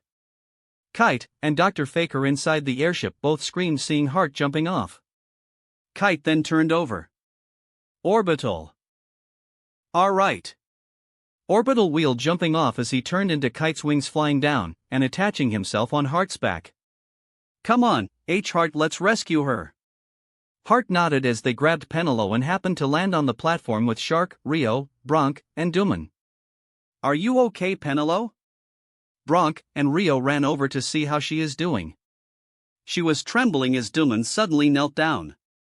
Come here, Penelope, alright? I don't want to. I'm with Daddy and his friends, she answered nervously as to their shocked Duman sighed. I understand, but for the sake of Barian world you need to come here. Duman told her calmly, and it looked like, unlike Vector, she wasn't afraid of him. What? Heart blinked, confused from this. Penelope. He is confused about this. Wasn't Penelope a prisoner to the Barians? Maybe, they're not all the same level of creep? Bronk blinked. I mean, that guy dueling your brother didn't use that lighthouse, so maybe this Barian jerk isn't as bad as Vector? We all have limits to the kind of plans he has. I'm not as cruel as Vector, or are honor-driven as Mizar, or Alito. I am just doing what is necessary for the sake of Barian world. Duman spoke to them so they understand. I take no pride in this plan Vector came up with, but if it can save our world, I will do what needs to be done. Hearing that, Shark frowned slightly. Yuma placed down a card, and ended his turn, which caught the attention of everyone as Sargasso dealt damage to Yuma while Vain Betrayer sent his top 3 cards to the graveyard. Vector followed up using Glorious Number to summon back Masquerade, draw a card, and used Masquerade's effect to force Yuma to send his top card to the graveyard, leaving Utopia Ray V to stick around for Sargasso's effect. It's still my turn. Jirag's voice caught Anna, Alan, and Tori's attention, turning over as he called. Giant Hand attacked the Dark Rebellion. Giant Hand charged over, punching Dark Rebellion, still not destroying him from Invincible XYZ, while Timmy just stayed still. The twist that Vector was Ray still haunting his mind. Dark Rebellion XYZ Dragon, ATK, 2500 minus 1000 is equal to 1500. Timmy, 0700/hand, 0. Seeing that, Anna frowned. Timmy, let me help you. I end my turn there, Shrimp. Jirag sets a card, ending his turn for now. How pathetic, cut off from your other fancy methods, you're easy. Jirag's hand, 0/field, number 106, giant hand, attack position /ORU, 2/ extra shaving barrier, invincible XYZ, equipped to Dark Rebellion XYZ Dragon, extra shaving barrier, number 106, giant hand, 1 set card. New dueling theme, what are you waiting for? By Disturbed. Timmy, 0700. Hand, 0. Field, Dark Rebellion XYZ Dragon, attack position / treated as a Dragon Archiver / equipped with invincible XYZ / effects negated, Dragon Archiver, Gentrude, attack position / effects negated, 2 set cards. Jirag, 4000. Hand, 0. Field, number 106. Giant hand, attack position / ORU, 2/ extra shaving barrier, invincible XYZ, equipped to Dark Rebellion XYZ Dragon, extra shaving barrier, number 106, giant hand, 1 set card. Timmy, third turn. Byron senses something from within the ship. Feelings of rage, he recognizes this, it's Timmy's rage, but this was far stronger than when he had dueled him to use the power of Heraldry Crest. In fact, it is growing stronger and starts to feel like astral and Barian energy together. Something is very wrong, he frowned. While Astral and Yuma are pondering what to do, ultimately agreeing on Zexal, they tried to form only for Vector to forcefully separate them due to Utopia Ray V being the power of Barian world before dark tendrils exit Astral's body, enveloping him as he screamed as a voice is telling him to accept the evil. At the same time, Timmy slowly stood up. Vector, said Bari, and turned over slightly amused while he was watching the darkness and Astral consuming him. Do our lives mean nothing? You use all you can do to get your way, Dad. Byron, the Arclights. Rio, and now Astral, and Yuma. The crystal on his locket starts flickering in lights as he glared over towards Vector with tears in his eyes. I'm not going to let you get away with this. His rage boiling over, he then screamed loud as chaotic golden energy burst out, while at the same time Astral consumed forcefully did Zexal with Yuma against his will in darkness. The lights faded over as they turned over. They see that Zexal was there, but there is a darkened black aura with a cold, sinister look on his face. With Timmy, his new appearance takes them all by surprise. Mixed in a pink and golden aura was Timmy in his Zexal form, but has some Barian world qualities on his form. His dual and body is glue with green gems on his chest like Astral, and spiky golden hair. His glasses are replaced with jade green eyes, and having black shoulder pads on him. He also doesn't have a mouth. Zexal Battlemorph. Timmy spoke the kind of power he has now. What the heck is going on? Jirag questioned. How did this kid Battlemorph? It's impossible. Duman and Mizar, seeing this, instantly knew what this was about. Hidden abilities, it looked he hasn't unlocked yet, had risen to the surface. And can sense astral power as well as Barian power from him as well? That must mean he really is Barian world's savior. There is no other possible explanation. What the hell? Is that the power that his grandmother talked about in his letter? Vector spoke, shocked seeing this himself, before turning towards Dark Zexal, who readied his shining draw. A truly powerful duelist can overcome any obstacles in his path, even forming the very cards he needs. Timmy raised his hand before then drawing. True shining draw. He drew, checking over, seeing his card that he turned over. I activate Crossing Realm. A spell showing of both Barian world and Astral world being explored by red and blue lights appeared on the field. Crossing Realm. Normal spell card. Send your top card to the GY. Until the end phase of this turn, your opponent cannot activate cards or effects when you XYZ summon a monster this turn. You can only activate one Crossing Realm per turn. I send my top card to the graveyard to prevent you from using cards when I XYZ summon this turn. Timmy sent his top card, which was Overlaying Archive, which prevents Sargasso from damaging him when he XYZ summons this turn. What? Vector questioned. And now I activate Archive Necromancy. Timmy called, flipping one of his face downs. Archive Necromancy. Normal spell card. Target one dragon monster in your GY, special summon it to either player's field in defense position, but negate its effects. During your opponent's battle phase, if a monster you control is destroyed in battle, you can banish one other card from your GY. Add one card from your GY to your hand. You can only activate each effect of Archive Necromancy per turn. I summon a dragon from one of my graveyard in defense at the cost of negating its effects. Timmy called as a portal opened. Rise again, Odd Eyes Pendulum Dragon. Odd Eyes rose from the graveyard portal roaring loud. Defense position. Effects negated. Odd Eyes Pendulum Dragon. Dark. Level 7. Pendulum Scale, 4. Dragon Effect Pendulum. ATK, 2500. Def, 2000. Pendulum Effect, you can reduce the battle damage you take from an attack involving a pendulum monster you control to 0.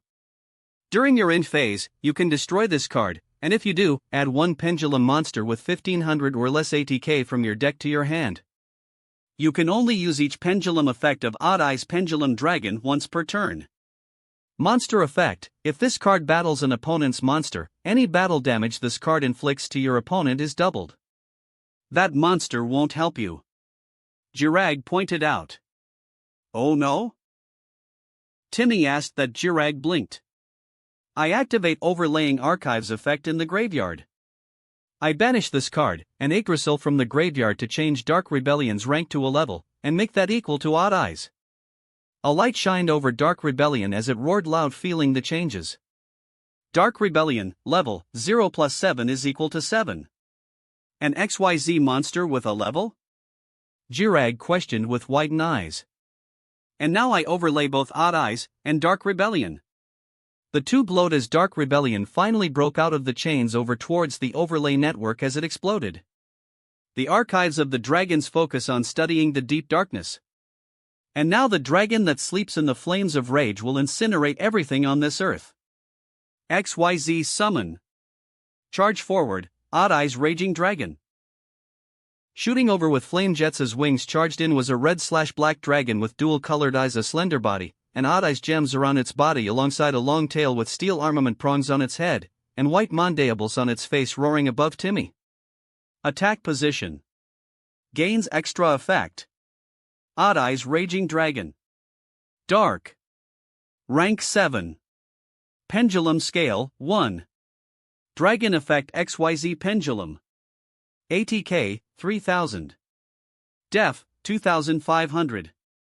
Pendulum Effect, once per turn, if you have no cards in your other pendulum zone, you can place one pendulum monster from your deck in your pendulum zone. Monster Effect. 2 level 7 dragon-type monsters. If you can pendulum summon level 7, you can pendulum summon this face-up card in your extra deck. If this card in the monster zone is destroyed, you can place it in your pendulum zone. If this card is XYZ summoned using an XYZ monster as material, it gains these effects. It can make a second attack during each battle phase. Once per turn, you can detach one XYZ material from it. Destroy as many cards your opponent controls as possible, and if you do, this card gains 200 ATK for each, until the end of this turn. Oru, 2. WH, what is that thing? Jirag took a step back, feeling the overwhelming power coming from Timmy's new dragon. Due to Crossing Realms effect, Sargasso cannot deal me damage.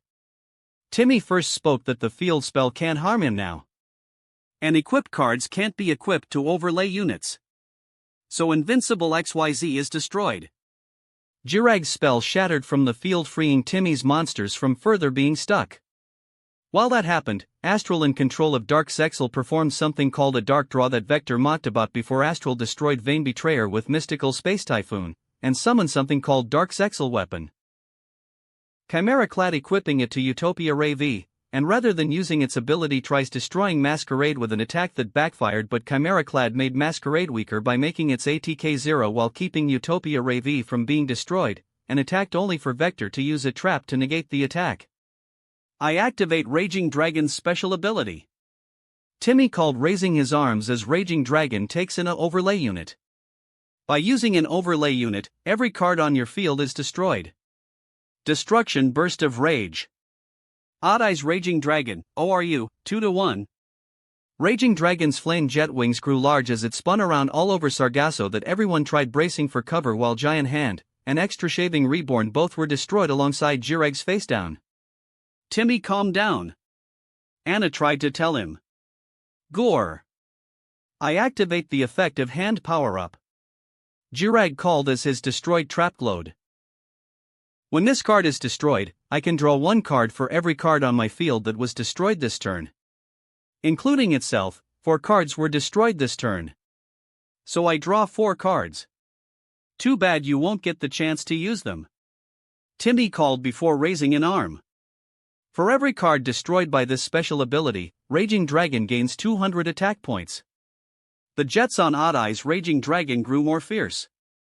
Odd Eye's Raging Dragon, ATK, 3000 plus open parenthesis 200 times 3 close parenthesis is equal to 3600.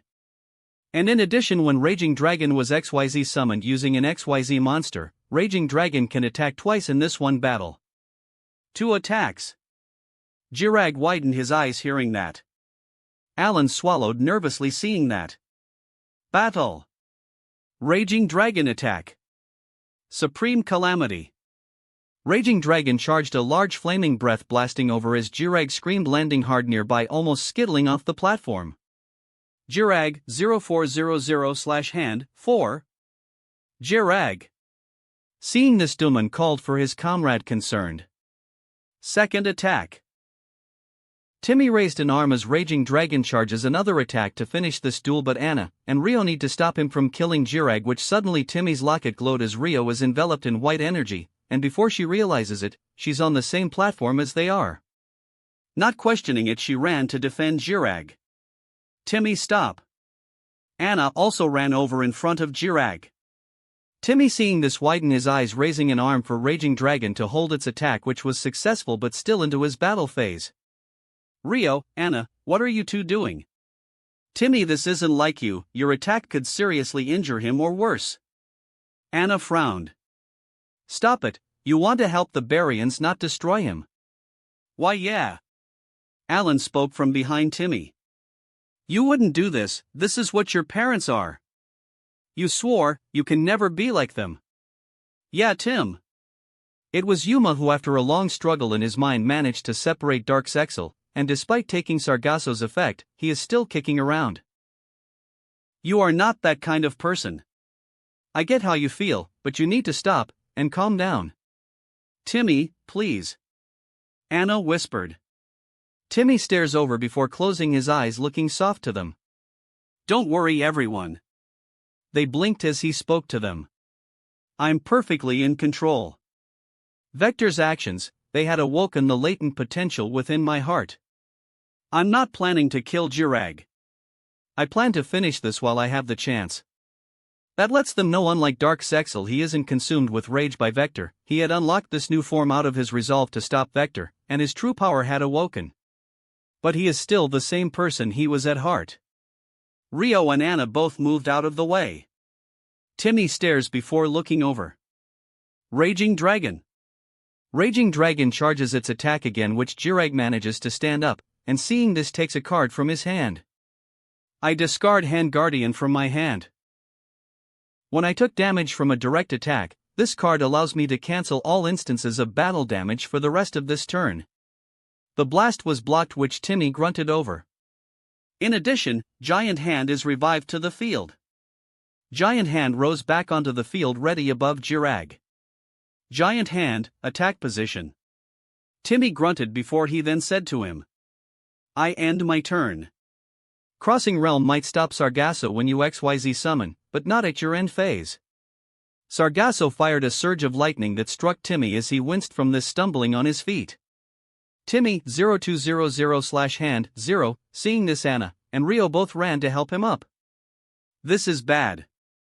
Alan mentioned fearfully.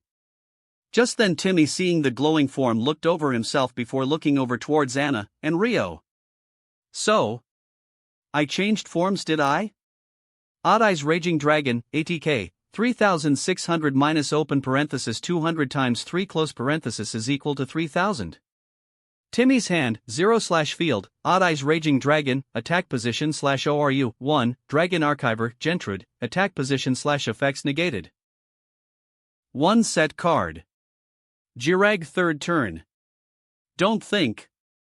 They turned over seeing Jirag looking worse for wear as his injuries from his duel with Yuma, and Ray flared up from that attack. That 'cause you managed to land a lucky blow, think, you'll win here. I still have this. At that both he and Vector drew before then revealing a certain card. I activate, rank up Magic Barion's Force. Rank up Magic Barion's Force. Normal spell card. Target one face-up XYZ monster you control, special summon from your extra deck, one number C or CXYZ monster with the same type as that monster you control but one rank higher, by using it as the XYZ material. This special summon is treated as an XYZ summon. XYZ materials attached to it also become XYZ materials on the summoned monster. Then, if possible, detach one XYZ material from a monster your opponent controls and attach it to the summoned monster as an XYZ material. This card ranks up an XYZ monster on my field into a Chaos monster. Go Chaos XYZ Evolution. Both Masquerade and Giant Hand entered the overlay network being rebuilt. Come forth, Chaos number 106. The true power that seizes a chaotic world. The fist that can crush the earth. The fingertips that can pierce through heaven. Chaos XYZ Change. Lava Palm, Giant Red Hand.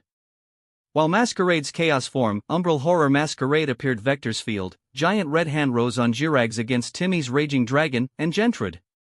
Attack position. Gains extra effect. Number C106, Giant Red Hand. Earth. Rank 5. Rock Effect XYZ. ATK, 2600. Def, 2000. 3 level 5 monsters. Cannot be destroyed by battle, except with a number monster. If this card has a number monster as material, it gains this effect. Once per turn, when a card or effect is activated on the field, quick effect detach one material from this card, and if you do, negate the effects of all other face-up cards currently on the field until the end of this turn. Oru, 1. A Chaos number. Rio frowned. As Barion's Force summoned a Chaos monster, I can take one overlay unit from your field onto Giant Red Hand. Jirag called as Raging Dragon's final overlay unit was taken onto Giant Red Hand. Giant Red Hand, ORU, 2-3. Odd Eyes Raging Dragon, ORU, 1-0. And now I activate Graving Hand. Jirag activated a spell card. Graving Hand. Normal spell card. While you control a hand XYZ monster, this card's activation and effect cannot be negated. Target one hand monster you control. That target gains ATK equal of the number of cards your opponent controls x 300 until the end phase. During your main phase, if this card is in your GY, except during the turn this card is sent to the GY, you can banish this card, destroy one monster your opponent controlled that has equal or higher ATK than the ATK of one hand XYZ monster you control. You can only activate each effect of Graving Hand per turn. Giant Red Hand gains 300 points for every card on your field. Jirag called as Giant Red Hand glowed from this. And now Giant Red Hand's effect activates. By using a Chaos Overlay unit, when a card effect activates all other cards on the field have their effects negated. Due to the effect of Graving Hand, its effect can't be negated. Giant Red Hand, ORU, 3-2. After taking the unit, Giant Red Hand pulsed onto the field which stops Raging Dragon's effects with Gentrude while Giant Red Hand powered up. Giant Red Hand, ATK, 2600 plus open parenthesis 300 times 3 close parenthesis is equal to 3500. Odd Eyes Raging Dragon, effects negated. Dragon Archiver, Gentrude, effects negated. Rio's eyes widened hearing that. And now Giant Red Hand attack Odd Eyes Raging Dragon. Jirag would have attacked Gentrude with Giant Red Hand, or Giant Hand, but he wants to destroy the large XYZ dragon, and at the chance it survives makes sure its effect wouldn't clear his field like before to finish this as Giant Red Hand charges energy towards Raging Dragon. I activate Archiving Trickery. Timmy quickly called using a trap card of the Dragon Archivers, tricking the evil monsters into giving powerful tombs, but that were actually fairy tale books that Ojama Black provided. Archiving trickery. Normal trap card. When an opponent's monster declares an attack, while you control a Dragon Archiver monster, make any battle damage from this attack 0, and if you do, target one Dragon Archiver Pendulum monster on your field, place the target face up in your extra deck. During your main phase, you can banish this card from your GY, banish monsters from your field, hand, or face-up Dragon Archiver monsters from your extra deck, special summon one Dragon monster, fusion, synchro, ritual, from your extra deck, or hand whose materials are listed on the card, or whose level equal or exceeds the level of the ritual monster you are attempting to summon.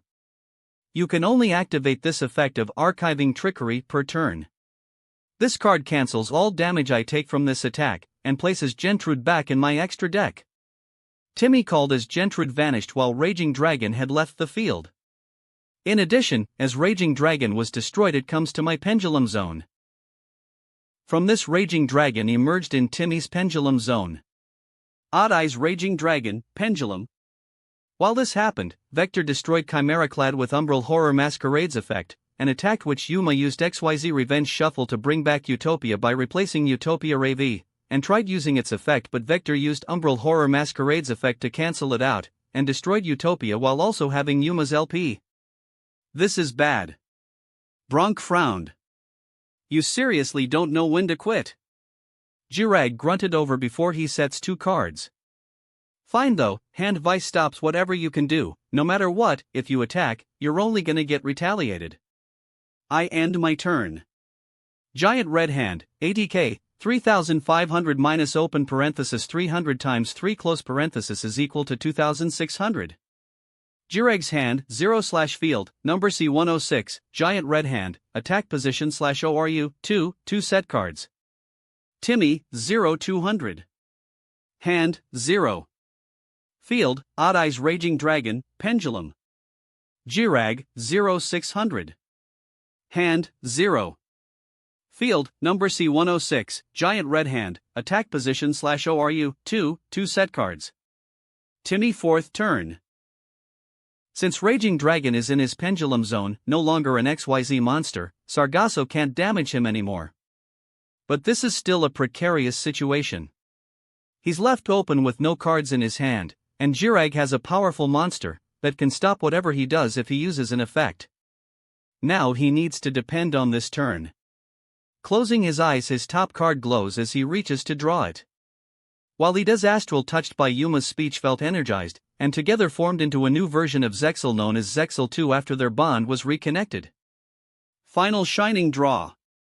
Timmy, called as Zexal 2, uses a card to add Limited Variance Force back to his hand, but uses an effect called Shining Evolution which evolved Limited Variance Force into something else.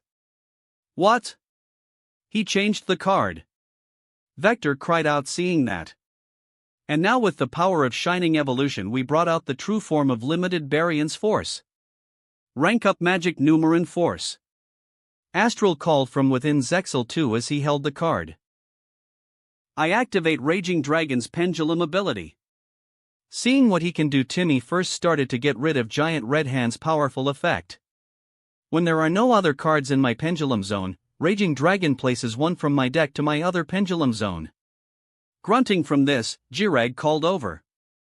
Giant Red Hand's effect activates. Lava Palm. Giant Red Hand forced to take another unit which stops Raging Dragon. Giant Red Hand, ORU, 2/1. Odd Eyes Raging Dragon, effects negated. Not good. Alan frowned. I now activate the spell, Rank Up Magic Reincarnation Force. Timmy, called as a spell, appeared on his field that shows of a power surge between Astral and Barian energy being united. Rank Up Magic Reincarnation Force. Normal spell card. Target one XYZ monster in your GY. Special summon it, then special summon from your extra deck, one XYZ monster that is 1 or 2 ranks higher than that monster you control with the same type, by using it as material, then attach this card as additional material. This is treated as an XYZ summon. Transfer its materials to the summoned monster. For the rest of this turn, the targeted monster cannot be targeted to card effects, also cards and effects cannot be activated when that monster is summoned. You can only activate one rank-up magic reincarnation force per turn. This card takes Dark Rebellion from the graveyard, and summons it back while also using it for an XYZ summon, and afterward places itself as another overlay unit. Dark Rebellion flew out of the graveyard into the overlay network. The archives of the dragons focus on studying the Song of Rebellion. And now the dragon that sleeps in the depths of purgatory can let it echo forevermore for the unsinking souls. Rank up XYZ change. Appear now, rank 5. Dark Requiem XYZ Dragon. Dark Requiem charges out of the overlay network ready above Timmy to get payback on Jirag for chaining it up.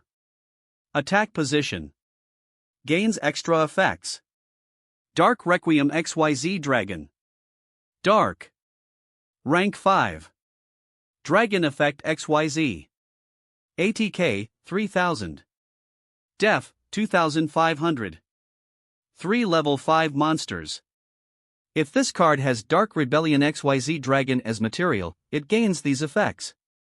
Once per turn, you can detach one material from this card, then target one face-up monster your opponent controls, change its ATK to 0, and if you do, this card gains ATK equal to that monster's original ATK. When your opponent activates a monster effect, quick effect, you can detach one material from this card, negate the activation, and if you do, destroy that card, then you can special summon one XYZ monster from your GY. Oru, 2. At the same time after reviving Utopia, Zexal 2 uses the newly made Numeran Force to evolve Utopia into a new form, Utopia Ray Victory. Utopia Ray Victory? Victor cried. No matter, Sargasso's effect will finish you. Same you too. Jirag called himself as the storm cloud shot on them. When I summon a monster from Reincarnation Force, cards and effects can't be activated when the monster's summoned. Timmy called as the lightning died on him. And when I summon a monster from Numeran Force, all other cards on the field lose their effects. Zexal 2 spoke himself as the lightning bolt that was about to hit him died. No way. Jirag cried in shock. No. Vector cried seeing that. And now Dark Requiem / Utopia Ray Victory attack. Both Timmy and Zexal 2 called in sync as their evolved monsters charges in on the two Barian Emperor's chaos numbers. Forgot to mention, by using an overlay unit, Dark Requiem takes all the attack points of Giant Red Hand. Timmy called as before the attack can be made, Dark Requiem takes Giant Red Hand's power. And now Utopia Ray Victory's special ability takes one overlay unit to have it gain the attack points of the monster it's battling. In addition, your spell and trap cards cannot be activated, and your monster's effects are negated. Victory Charge. Zexal 2 added as Utopia Ray Victory gained more power on its own. Giant Red Hand, ATK, 2600 minus 2600 is equal to 0. Dark Requiem XYZ Dragon, ATK, 3000 plus 2600 equals 5600 / ORU, 1 to 0. It's not over, I activate dash. Jirag started about to use his trap, but it can't activate. What? What's going on? Due to Reincarnation Force's effect, for this turn only Dark Requiem can't be targeted by card effects. Timmy revealed over that Hand Vice's effect is useless if it can't target Dark Requiem. Jirag's eyes widened at that as Timmy saw fear in them as the two attacks hit, defeating Vector and Jirag only while Vector groaned in pain. Jirag was sent flying and didn't make any sound. Jirag, Vector. Duman hollered from this. Timmy, 0-200. Hand, 0. Field. Odd Eyes Raging Dragon, Pendulum / effects negated, Dark Requiem XYZ Dragon, attack position / ORU, 1 / ATK, 5600. Jirag, 0000. Hand, 0. Field, number C106, Giant Red Hand, attack position / ORU, 1 / ATK, 0, 2 set cards. Timmy wins. Suddenly from the large power surge, Sargasso starts to glitch around, and starts destroying itself. Duman grunted from this. Damn it, I knew this would happen. Sargasso was collapsing onto itself from all the extra energy. He turned over towards Shark. We will settle this later, Shark. He ended the duel transporting over, and takes Jirag before appearing near Mizar. Mizar, we need to go now. This isn't over, Kite, we'll learn who the true Galaxy Eyes Master is next time. Mizar told him. Kite just watched as the three Baryons vanished. Vector slowly stumbled up as all the humans quickly left onto the ship, flying off before Vector quickly manages to escape by a portal weakly as Sargasso erased itself. On the ship, Timmy collapsed down on the ground, turning to his human form, taking some breaths. Rio and Anna ran to support him. Is he okay? Flip called, seeing this. Michael ran over, checking over before he sighed. He'll be fine, he took a bit of a tax, and that awakening had drained him. He'll probably pass out shortly though, it's a wonder he's still awake right now. But it's over, right? Torai asked. The Baryons are stopped? For now, but I have a feeling we haven't seen the last of them. Shark frowned. Yuma turned back to normal himself, which he looked down guilty before he turned to Astral. Astral, said Spirit, looked at him, which Yuma had tears in his eyes, speaking to him. I'm so sorry about everything. I thought that Ray was someone different like Penelo. But I betrayed you. I understand, Yuma, he manipulated everyone, but in the end our friendship was strong enough to get past what happened. Astral told him calmly. Though from now on, no more secrets, agreed? Yuma nodded before he turned towards everyone. Everyone. I'm so sorry for everything. He then turned to Kathy. He remembered she looked terrified when he and Astral turned to Dark Zexal, and he ignored her, telling him to calm down. Kat. I'm so sorry for not listening to you and scaring you so much. I understand if you want to break up with me. I totally don't deserve you after all of that. He looked down with tears while he said this. Slap. Yuma Tsukumo, never even think of that. I love you and that's final. Kathy told him with tears as she embraced him tightly after she smacked him. Yuma had been surprised from the smack, and then Kathy embraced him when he thought she would hate him for now on. You still want to be with me? Even after all of that? Of course. Kathy answered with tears. Yuma started crying more, and hugs her tight. Oh Kat, thank you so much.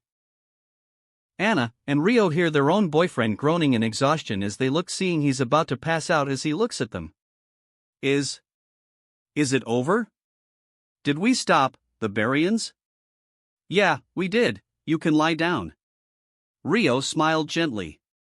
Anna softly helps him lay against her as she sits on the floor as he lays his head on her chest as he looks up to her tired while she rubs his head. Thank you, Anna, he whispered as he gently took Rio's hand and started to tear up. You can just head to sleep. Timmy looks up at Anna as she said that, his eyelids starting to grow heavy. Hey Anna? Yeah, she whispered gently. I can't see from my glasses anymore. Timmy's eyes drooped down to almost closed as he said this. Huh, what do you mean? Anna gasped. Rio gets an idea before she softly takes his glasses, removing them off of his face. When she did, he stares at Anna before he slowly smiled. I can see perfectly now, without my glass, yes. He finally passed out against Anna as from the transformation he had attained, his eyesight is now normal without the need of eyewear. Rio and Anna both just gently held him. Chapter 42, Mytherian Number War begins. It was more chaotic than usual within Baryan world? Why? 'Cause after everyone retreated from Sargasso, Duman and Mizar were too busy caring for Jirag, whose injuries flared more after the loss against Timmy, and left Vector on the ground. Right now he's alone on the vast ocean sea within Baryan world, seething in defiance. He has lost against Yuma after all of that careful planning, and what's worse, he had underestimated the bond between him and Astral, and paid the price for it. So he has another game plan already, but in order to do that he has to brave the ocean ahead. Within it lies an ancient life that existed long before they were born, and the ocean harms anyone who enters, but Vector, who is always willing to take pain to get what he wants, will brave it. I'll get my revenge, Yuma and Astral are going to pay. Vector groaned as he slowly approached the waters of the Great Baryan Sea. And that brat Timmy as well, they may have defeated me, but our real battle is far from finished.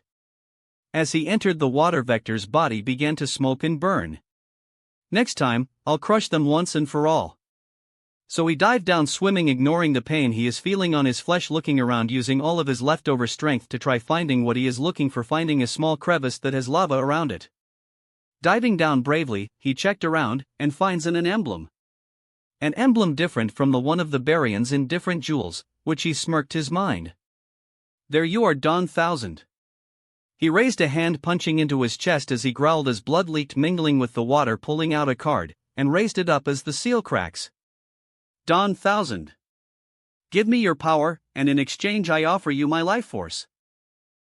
As he said that, the emblem began to glow along with his card before exploding into a massive pillar of lava emerging from the water. The force was so great that Duman and Mizar looked around, wondering what's making the planet to shake. Not only that, Yuma, Rio, and Shark can sense something is wrong from the human world alongside Number Archive. When Vector opened his eyes, he sees someone in front of him. A being taller than him, looking demon-like with glowing red eyes, and a purple robe below his waist, looking muscular with large wings. There is also another eye on his abdomen. You have awoken me, little boy, the being spoke over in a tone that commands respect towards Vector. You'd plead for a favor. You beg for my power. Why? There's someone I must defeat once and for all. Vector declared towards him. But I can't do it without your help. You speak of Astral, the being noted with narrowed eyes, hearing that. Yes, but not just him. His pest of a friend, Yuma Tsukumo. Vector raised a hand, clenching it tight. But also a little brat named Timothy Wixon. He then stared up towards the deity. Give me the power to defeat them, and I promise to do whatever you will ask. The being stared towards him. If Astral is here, then he can finally finish this long conflict that had started many years ago. And now comes the chance to finally claim what he had longed for all along. Gather the 7 Mythiaran numbers. The Mythiaran numbers? Once you gather them, we will become unstoppable, the being spoke towards Vector before reaching over, plunging his hand into Vector's chest as he screamed as he held his Baria crystal heart. Now I will give you power as you desire. Now for on, we are one as I infuse your being with my power. As the being is absorbed into his body, Vector can feel his injuries fading, and his being restored to full strength, but even more. The next time he awoken, he find himself at the beach, and rose up laughing manically at the power he is feeling within himself. Back within the palace, Duman and Mizar are watching as Barian world around them is crumbling. It looked as though things are growing more hazardous than they expected. They had placed Jurag back in crystal stasis so he can recover, but it will take longer for him to recover even if he does pull through. And now with Astral being stronger, it looked like Barian world's future is in stake, and what's more, despite the power they felt when Timmy awakened his abilities, he is still not into their cause. They need to find a way to have him join their side. Duman, how will we get him alone to speak with him? He already has no trust for any of us after what Vector schemed. Mizar frowned only to clench his fists. That fool may very well have sealed Barian world's fate. I don't know. But for us to get a chance at survival, we need to find a way. Duman spoke, frowning. Vector had a cunning plan, and although it was effective, it ended in complete failure, and now they are paying the price. This is looking more dire than ever. We need to find a way soon. Never fear, Vector is here to speak of a way. Vector suddenly appeared walking over, but he had thought they are speaking of a way to save Barian world rather than Timmy as the two turned towards him. I have a new plan in mind to assist out of this funk, you two. Vector, what do you mean? Mizar questioned angrily. What plan do you have that can assist? In case you need a refresher cause of that perfect plan of yours, Astral had grown stronger. Duman spoke also with a glare. I was only protecting Barian world like we should, Duman, and now as Astral's strength grows so does his power to threaten all of Barian world. Vector spoke towards them. But I found a way. There are 7 different number cards within the human world called the Mythiaran numbers, and by possessing them we have a chance to stop him. Mythiaran numbers? Neither of them ever heard of such a thing, just numbers that Astral's memories was released from. If these numbers are also a part of his memory, and possess great power, maybe they can possess a chance by claiming them. Although after all the things Vector did, including nearly having Timmy being sucked into Sargasso, they can't be sure to trust him. Not to mention, where'd he get this info from? You can thank a little fly. No, literally. Vector held out his hand as something buzzed, flying over, landing on his head as they see a face on a fly. Say hello to Mr. Heartland, boys. Repulsive. Mizar sneers. Hey, you'd think I enjoyed returning as a fly, snapped the fly, who was apparently Mr. Heartland after he had been abandoned when Heartland Tower detonated. Vector found him a while ago so he can assist him to find the Matherian numbers under the promise he can enact revenge against Yuma, Dr. Faker, and everyone, only in the form he's in now. It stinks, even when I land in garbage. His fate was sealed when Heartland Tower was destroyed after Timmy's duel with Dr. Faker, till I'd decided to bring him along. Vector explained towards his two fellow emperors how this happened. It's so unfair. Why'd you bring me back like this? I've told you before, you can have your revenge as long as you played by my rules, and stay in it for a while. Vector spoke towards him. He then generated a crystal that shows a map with marked locations. For a tiny pest, he certainly delivered what we need. He found several locations where numbers can be found while searching for them with Kite. Among them, 7 previously unknown ones were hidden in the human world within among these 23 locations where they can be found. I see. Well, if your information is accurate, it's vital we find these numbers before Astral. Duman relented before he paused. However, I will go first. You and Mizar are to remain here until I return. Am I clear? You want us to remain here, when searching for these Matherian numbers could also lead to information regarding Nash? Vector inquired, causing Duman's eyes to widen. To Nash? Duman questioned. Of course, it was just yesterday when we were all 7 while our fearless leader Nash and his sister were here to lead us to Barian World's glory. But now reduced to 5 after they vanished under mysterious circumstances, and now this could our chance to find them within the dimensional doorways. Of course, for the chance to find Nash and Marin once more, and have them help against this crisis, Duman will do what he can. Although his trust in Vector is questionable, if this is certain that this can find Nash, he need to find them quick, so they need to move all around the ruins to find the numbers but also clues. Very well. Duman spoke, which Mizar turns towards him shocked. We must split, and start the search immediately. With that said, he quickly left in a portal to start finding through the ruins he's seen on the map. If Duman says that's our best move, then I'll agree, but I have my eyes on you, Vector. Mizar stated as he left through the portal himself. Vector smirked, turning towards the two in crystal stasis. Alright, I've let you both sleep long enough time to carry the revenge plot. Oh, and don't worry, the energy given by Dawn 1000 will have you both restored to full capacity. Only a little more, sinister. He laughed manically as he energized Alito and Jirag before leaving through a portal himself.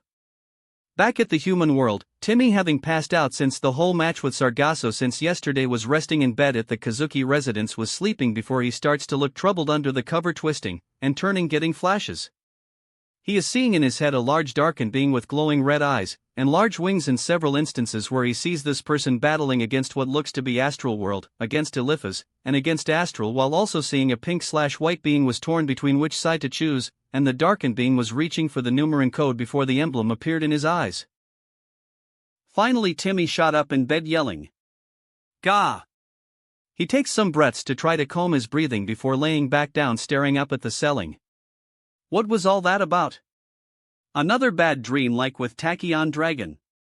And why was the numeron code, Astral, and all those things there? So many questions.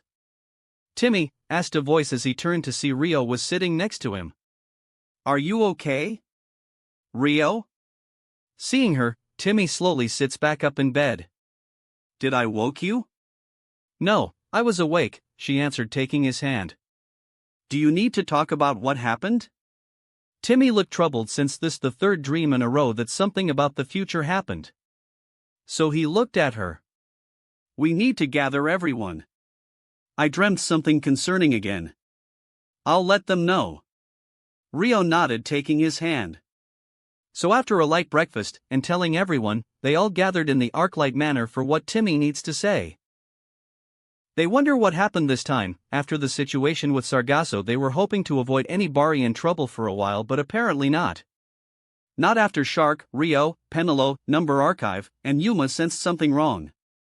They all managed to arrive together where Timmy can explain it. "What's going on this time, Timmy?" Caswell asked him, a bit concerned if another bad dream is there. Well, this felt like something much more sinister than before. Timmy explained towards them with a frown. It honestly felt weird to everyone that he doesn't have his glasses anymore, as his Zexal battlemorph seemed to have make his eyesight be like a normal person's. This time it was something with several others involved. "What do you mean?" Shark asked him with a frown. "I dreamed of something powerful." After taking a notepad and pen that he had asked from Chris, he began to draw something. There was a powerful being, I don't remember him, but he looked strong, and had large wings with glowing eyes. I seen that he was battling Astral World, Eliphaz, and Astral for what seemed like the Numeran code, and there was this with him. Finished drawing, he presents. It was the same emblem he had seen that doesn't look like anything of the Barian emperors. "What kind of symbol is that?" Flip asked nervously. "I don't know, but it kind of creeps me out." Yuma confessed as Astral frowned as though he recognized it, but he wasn't sure. Penelo walked slowly, seeing it, and instantly dread filled her form. She recognizes whose emblem this is. If what she felt was true, then this proves it. He's back. "Penelo? What is it?" Heart squeezes her hand, seeing she looks scared for something. She didn't react, but everyone could see fear in her eyes, the kind of fear that paralyzed people and made them unable to move or speak. "Penelo." Astral spoke, placing his hands on Penelo's shoulders, holding her close. "We are here for you. Do you know anything about this emblem?" She froze and looked at her father as she trembled. The emblem, it's him. Don Thousand." "Don Thousand?" Recalling that Susan had spoken about him, Michael blinked, turning back towards the picture of the emblem. So, the god of the Barians must have finally decided to make a move. He had to be, since we've been kicking his minions' asses for a while. Thomas spoke, punching his fist with a grin. So now little Tim can handle him like what Susan said he can. "I don't think I'm ready for him though." Timmy admitted that there is still a power difference at this point. Even though he recently awakened to his true power of Astral and Barian energy, he doesn't think it be enough. He needs to get stronger against him. There was also something else, a woman who's an Astral but seems to have chaos energy like him, seeming to have trouble choosing sides. He then closes his eyes as a tear ran down his cheek. "I think she was Grandma. Other side from Don Thousand, she is one of the few of Astral World to still have chaos energy. Why would she have trouble choosing a side? She knows how evil that guy is, isn't he?" Bronk brought up, wondering what could be in Susan's mind if it's really true. "There are evil people here in our world. Does that mean trying to protect it is wrong?" Rio asked him, which Bronk feels stumped on finding an answer to that. She's right, the Barians are our enemies, but other than Vector, they've always been acting like they want to protect their home, and the only way to do it is to destroy Astral World. If another way existed, would they be willing to listen to reason? Shark frowned before shaking his head, turning over towards Timmy. "I have no idea, but Timmy, his grandmother, and Penelo are proof there is a chance." Timmy pulled out something, which is the letter he had of his grandmother, ready it again. Ever since he gotten it, he read it as a source of comfort. And now in this time of age, if Don Thousand is finally making a move after this long disappearance, then he needs all the time he can to relax against this conflict. What could be running over Susan's mind to struggle to choose which side to take when Astral and Don Thousand battled each other? The only people with that answer is either Don Thousand, Astral, or Susan herself. But with Susan dead, Astral with his memories lost, and Don Thousand out of their reach, they're not gonna get the answer anytime soon. There may be another way. Astral mentioned suddenly. "I received a map not long ago. It may be connected to all of this." "A map?" Yuma turned over towards him, hearing that. "Yes, before Timmy called us here, a map within the ship had appeared, and came with a message." Astral spoke as he uses Timmy's locket to activate the message. As they turned, seeing something appeared in the middle of the room. It was a middle-aged man with black beard and sideburns wearing adventurer garb. Chris, Byron, Dr. Faker, and Yuma all recognized him. Kazuma. Chris, Byron, and Dr. Faker widened their eyes, seeing the image of their comrade back then. Is there? Dad. Yuma was also shocked, seeing his father has left a message. That's your father? Shark asked in shock, seeing that. Greetings, Yuma, and Astral. The projected image of the Tsukumo patriarch nodded towards everyone with a grin. If you're seeing this message, it means deeper trouble is at hand. The map you all see before shows the ruins of 7 ruins, each holding a Matherian number. They are unlike all the other numbers you have so far, possessing tremendous power. If they are possessed by the Baryons, an ancient evil will awaken and destroy everything, so you have to claim them before the Baryons can. I know you all can do it. I'm counting on you. He nodded towards them before then adding towards them. And there is also something else. There exists an 8th Matherian number as well. An 8th number? Yuma blinked hearing that. One that was tasked for me to deliver as a special favor by a message been waiting for me to deliver. Kazuma's message continued towards them. It is for the savior of Baryan world to take. The savior of Baryan world, well, that's not any of us. Bronk pointed out. Suddenly Astral recalled something. The gate and the giants kept referring to a savior during the test to learn the mission of the numbering code. And he knows Yuma, isn't it? And Timmy somehow with Anna, and Rio had entered where Timmy and Yuma dueled against the giants and succeeded. Could that mean Timmy? Astral turned over towards Timmy, who blinks. Of course, now it all makes sense.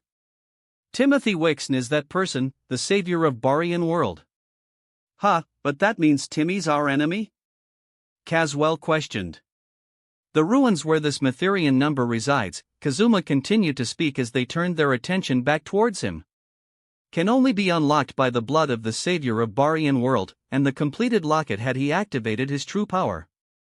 I trust he isn't an enemy. The person who relayed the message sound quite sure he is not a hostile for you too. Well, we can worry about Timmy later. If the Baryons learn about these Matherian number cards, we need to get them first. Shark decided. Where's the closest one? The message isn't finished, Reginald. Rio pointed out with a glare. He frowned but turned back. The last part of this message is directed towards the savior himself. Kazuma gave a finger salute towards said person. If you're listening to this, if you got your dream about Dawn 1000, your answers about your grandmother choosing sides will be with the Matherian number. That said, the message vanished, leaving everyone there. Timmy was staring at where the message was. If all the things his grandmother done before weren't enough, now there was this? His grandmother also met Kazuma or something close, and found out things he didn't know yet? This whole savior of Baryan world thing is also shocking. It now ties everything up right. All of what he's been doing, and everything, it would mean he has a part to save Baryan world, but how? Timothy, what are you going to do? Astral asked him. Timmy blinked, looking over, seeing everyone was staring at him, wondering what to do about this after this truth was revealed. As much as he wants to be after Dawn 1000 and work with the Baryons, these Matherian numbers are more important, and he needs to focus on finding a way to help as best as he could. So he stood up, speaking. I don't know how exactly I can help Baryan world, but if Grandma believes I can do it, I don't want to let her down. I will look for the Matherian numbers and stop Dawn 1000. Then together we can find a way to help Baryan world like she believes I can. Right, then our first stop is wherever the first number is. Yuma declared. I already have the location pinpointed. I will transport us all to the airship. Although, when we arrive in the ruins we must travel in small groups in case the Baryons encounter us, so the ship won't be unguarded. Astral spoke to everyone. They all nodded as with a beam of light the entire group was teleported to the airship. Meanwhile with Duman, he is flying through the dimensional gateway. After that speech from Vector, he hopes that they can manage to find Nash and Marin alongside finding a way to have the savior of Baryan world to their cause. Barian world can't take much more strain like this, and if they haven't done something soon, then it will be disastrous. Barian world will cease to exist, and all of their comrades will die.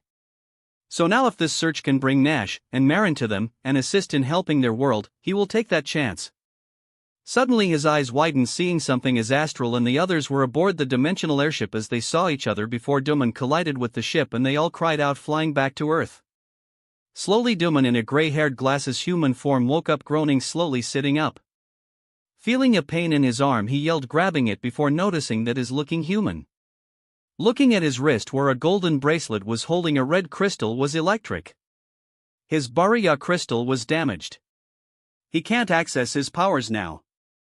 It'll heal, but it'll take time given from where he's at. Where is Astral's ship though? Didn't he see it?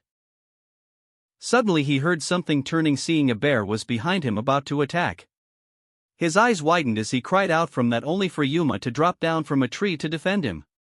Astral also floated as the bear stopped, noticing them more, Astral giving him a look. Then the bear growled, turning away and walking off. Yeah, guess he couldn't bear to take me on. Yuma released whatever nervousness he felt from it with a pun, chuckling before turning, seeing Duman's injured arm. He doesn't seem to recognize Duman as a Barian as he's in his human form now, as he takes his arm, checking. Whoa man, this looks bad. You alright? Careful Yuma, you shouldn't get too close to him, called a familiar voice as Duman looked over to see Shark approaching. Reginald Castle? So he's here as well? Duman thought with a frown. Why Shark? I don't trust this guy. You know him? Not really, no. Yuma admitted. Exactly, he must be the Barian we crashed into. Shark spoke, looking distrustful. What do you mean? My name is Nash, and I'm on vacation here. Duman spoke, using a lie so that the suspicion can lower. Yeah right, you think we will believe that? Shark questioned with a glare. Even if he is one, we can't be hostile. Timmy spoke, walking over towards them as they turned, as they see him taking out some wrapping bandages from a small bag he has. Stay still. He sprays some disinfectant on Duman's injury before wrapping the bandages around it before he smiles to Duman. There you go sir, that should be fine now. Duman blinked as he swung his arm a few times to see if it helps, which it does. That does help, thank you very much, but what are you all doing out here? Oh, we are looking for Shark shushes Yuma to keep him from saying anything he shouldn't know. Yuma then cleared his throat to correct him. We are trying to find some ruins. We heard there is some artifact there, so we want to see if we can find it. Not really a lie, but certainly something believing without talking about the Matherian number. Oh, ruins? Duman started before they heard a scream. That was Tori. Yuma cried, hearing her voice. And Rio. Timmy also heard a scream as they all ran over. The search team was decided with Yuma, Shark, Rio, Tori, and Timmy to head inside to find the number. Anna kissed Timmy before he left, telling him to be careful. The girls went ahead to find the ruins while they are handling what crashed into the ship, finding Duman. They soon arrived at a small abandoned temple where they see a carving of a Pegasus on it. Hearing another scream, they ran in, seeing Rio and Tori are standing on a ruined column trying to evade snakes. Rio! Timmy cried, seeing that she was surrounded, but she looked annoyed while Tori was fearfully clinging to her. Yuma and Shark ran in, shooing the snakes away as each of the snakes lost interest after being shooed away, despite the two being in some obvious danger. Timmy, are you okay? Rio asked, jumping down to check for any snake bites as Tori shivered fearfully. Yeah, I'm fine, wasn't near the snakes. Timmy assured her with a smile. Are you alright? Yeah, Tori got freaked out and jumped on me, but we're both fine. Rio answered before looking around. These must be the ruins though. Well, we better start looking around. Shark spoke, seeing two doors of blue and red in front of them. The passages are sealed, so not much luck, someone is keeping us from approaching. We'll have to bust through. Yuma spoke before he and Shark stepped on a floor block together, triggering a trap which lowered down the way behind them. Oh man! We're trapped! Calm down everyone! Timmy spoke towards them, unaware that a stone wall is about to lower down onto him from above that Duman notices. Just calm down, and we will figure this out. Duman grit his teeth, seeing that before he ran and dived at Timmy just before the wall fell, making it look like he saved him while really isolating him from everyone else. Timmy! Rio yelled, worried, seeing this banging on the stone wall. Timmy, you alright? Yeah, I'm fine. Timmy called back, rubbing his head. Man, this just got worse. Suddenly the two doors opened as they all turned over. Hey, a door just opened on our end. Same here, maybe they meet up, we'll check, but be careful, Timmy. Yuma told him. Okay. Timmy called as both groups traveled down the paths. While Yuma and the others are talking about the new addition of Suman as Nash, with Shark pointing out he'd be a Barian even since Nash was the name of a Barian, Timmy and Duman are alone walking together. Now a lot is through Duman's mind. He has the savior of Barian world alone with him. But how can he start this conversation? This kid might not believe him, and other things might happen. Still, it is important to tell him of what's going on, and how it can be undone to save Barian world. Nash? Hearing his cover name, Duman turned towards Timmy, who was looking at him. You okay? Huh, oh, I'm okay, just a bit nervous. Who knows what other traps might be in these old ruins? Duman admitted as a cover story. By the way, how do you know all of them? They seem a lot older than you. Well, it's a bit hard to explain, but I can trust you. Well, this is gonna sound odd and surprising, but I'm from a different world. Timmy admitted towards him, which Duman paused in his step. Did he hear that right? A different world? A different Earth, actually, where dueling isn't as common as it is now. I had a terrible life before I came here, and I think I was here 'cause my grandmother wants me to live a better life, but I think it's more complicated than that. So, if he really is the savior of Barian world, this is another part that adds up. The savior is supposed to come from a different world. This alternate Earth must have been that world. That's a remarkable story. Do you know why you were brought to this world then? Duman asked. If there was a chance Timothy already knew, then perhaps he could reveal more to him. Well, Timmy, deciding to trust Duman with his story, takes out his letter of Susan before then handing it to him. This can explain better than I can. Less time to waste. Duman took the letter as he read over it, unable to hide the shock as his eyes widened, seeing what was written on the page. This, your grandmother wrote this? Astral world and Barian world, the will of Barian world Don 1000? This can't possibly be real. And now we are looking for cards called Mytherian numbers. Yuma's father had told us in a message they can be used to stop a great evil from destroying everything. Timmy spoke to confirm it's true. But he also called me the savior of Barian world. I don't know how Grandma believes I can do that, but I won't let her down if she believes I can. Does that mean one of those Mytherian numbers is here? Duman asked him before frowning. If gathering those numbers will help Timothy save Barian world, perhaps it would be best if he had them, though at the same time if Astral gets his hands on them it could lead to the destruction of Barian world. Nash, Marin, what's the right thing to do? You okay? Seeing him looking troubled, Timmy looked concerned for him. Are you alright, Nash? Just a lot to take in.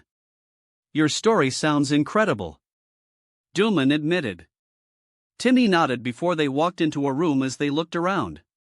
I don't see another way, do you? No, I don't, it's just a dead end and dash. Duman started, only for the door to slam behind them. They looked over before then suddenly the walls started to close around them, which Timmy pales. Oh man, of all the times to trigger a trap. Really off to a great start. With Yuma and the others they arrived in a large room where they see a large Pegasus statue was there with a glowing rotating card on the top. Hey, do you guys think that's the number? Yuma asked, seeing it. That's gotta be. Shark spoke as they approached, only for the card to glow. So you seek for this number card? Looking over they see someone formed in front of them, where it's a man who's lean, wearing silver armor and Pegasus-like wings at the back alongside a long red tassel at his helmet. Who are you supposed to be? Shark questioned, seeing him. I am Mach, the guardian of this number. The person introduced himself as he holds a card in between his fingers saying this. Guardian, well, we need that number. Yuma pointed out. You want this number, you'll have to earn it by defeating me, and the second guardian. Mach told him. Second guardian? At Rio's question, Mach reveals a second card. A white card of a dragon that's of wind. A synchro monster. Wait, what the? Yuma questions seeing the card. Why do you have that? That's not part of the challenge, is it? You can still walk away. If you do though, your friends will pay the price. They blinked before Mach summoned an orb where they see Timmy and Duman are trapped as the walls closed in. Timmy!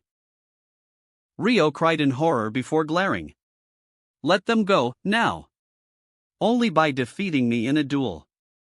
Though will you protect your friends or yourself? Mach questions them all for their choice to make. It sounds as though he is testing them if they will care for their comrades, or for themselves.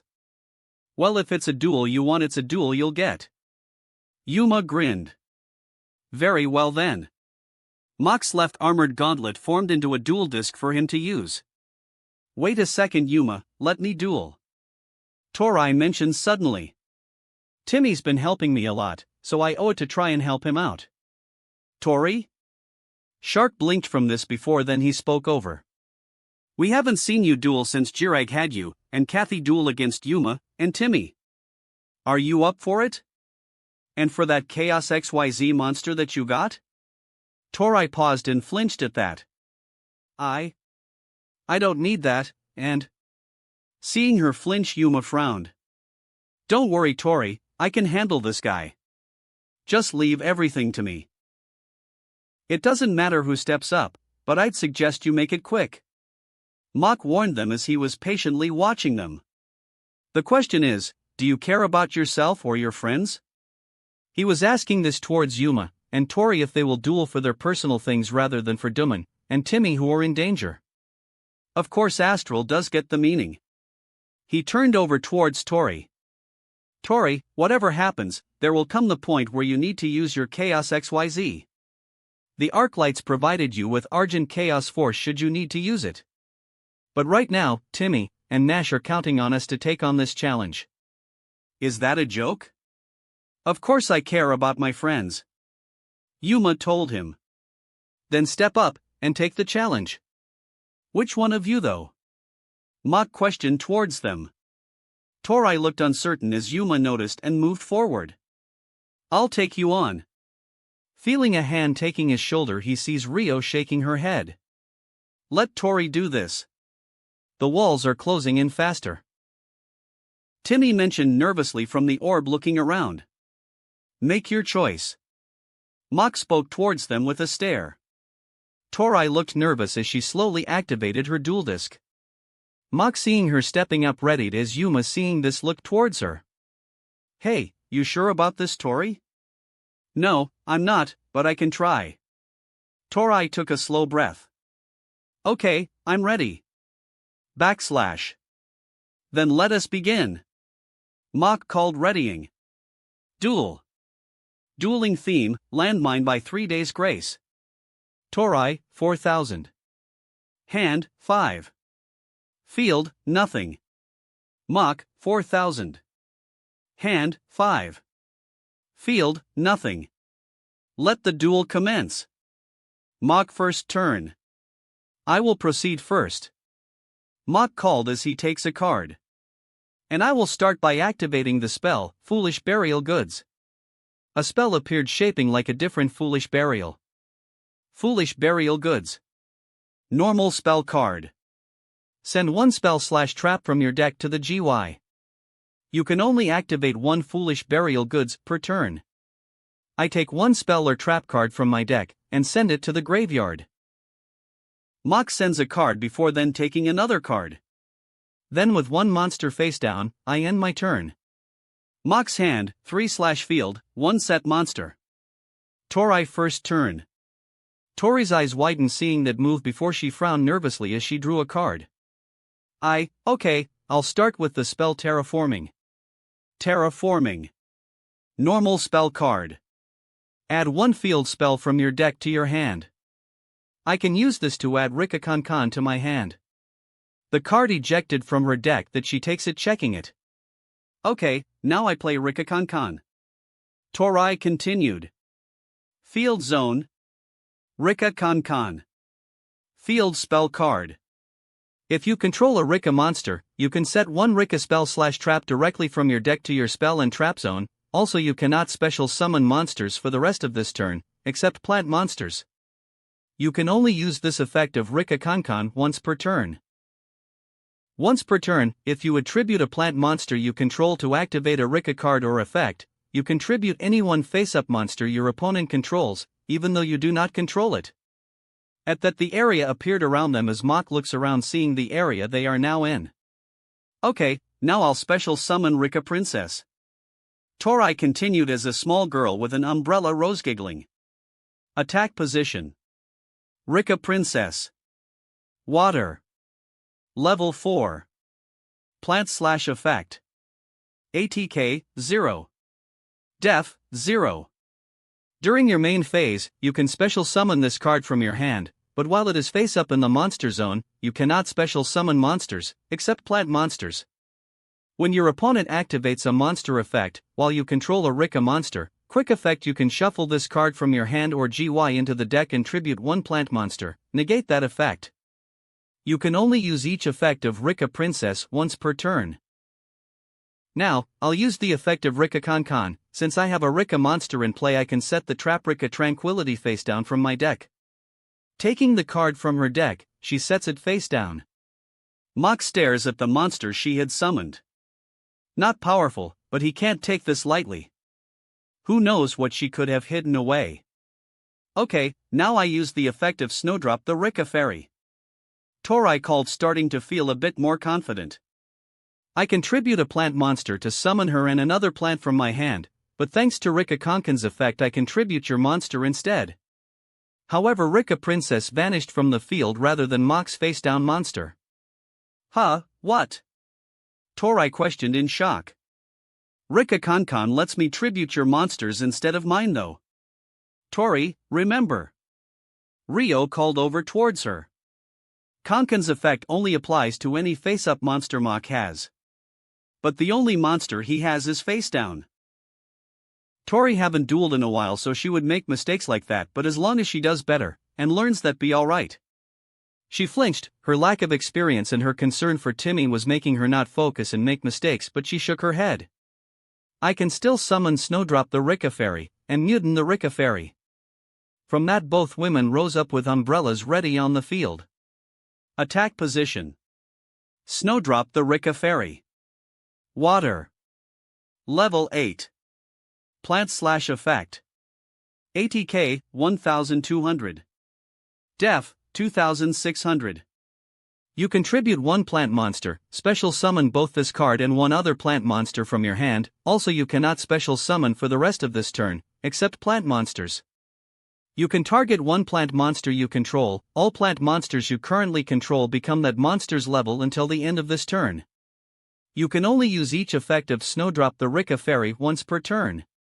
Attack position. Mutin the Rika Fairy. Water. Level 6.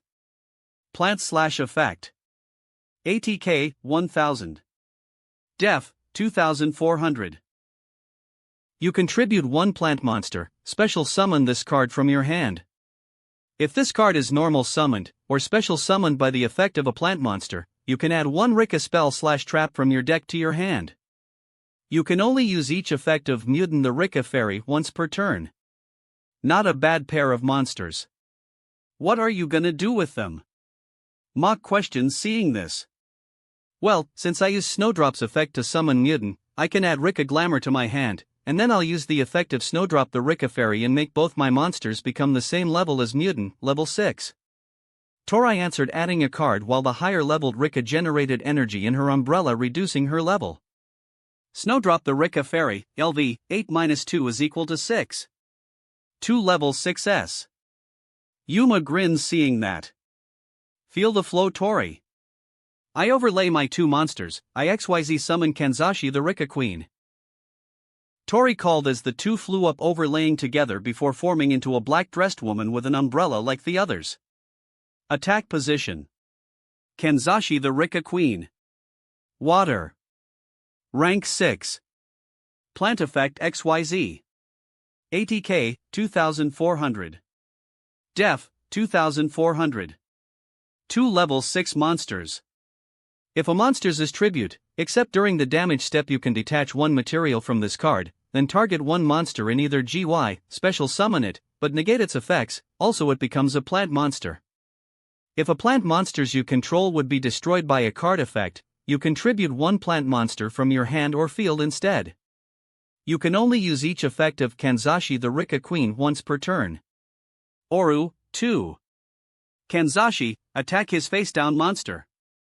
Kanzashi readied her umbrella charging over as the monster was flipped, revealing itself as a small robed being with long shields. Defense position.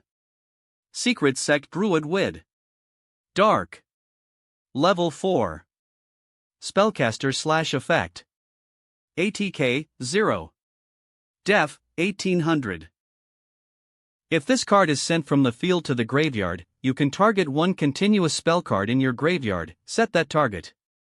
That set card cannot be activated this turn. You can only use the effect of Secret Sect Druid Wid once per turn. While Kanzashi struck the monster, a door opened on Timmy, and Doom inside, which the older boy notices. Over here.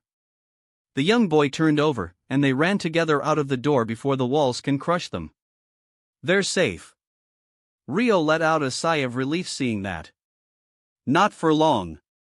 In the next room they looked around before the ceiling starts to lower down onto them, which they noticed from what Mach just said.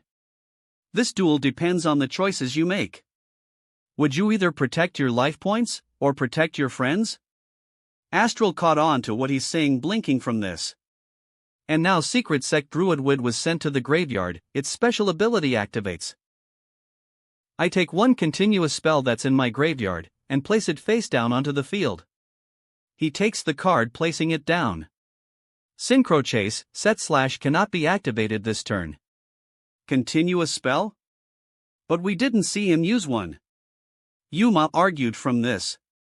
That was the card he sent to the graveyard from Foolish Burial Goods. Astral spoke towards Yuma to remind him. And it looks like this will be a rather difficult riddle to solve.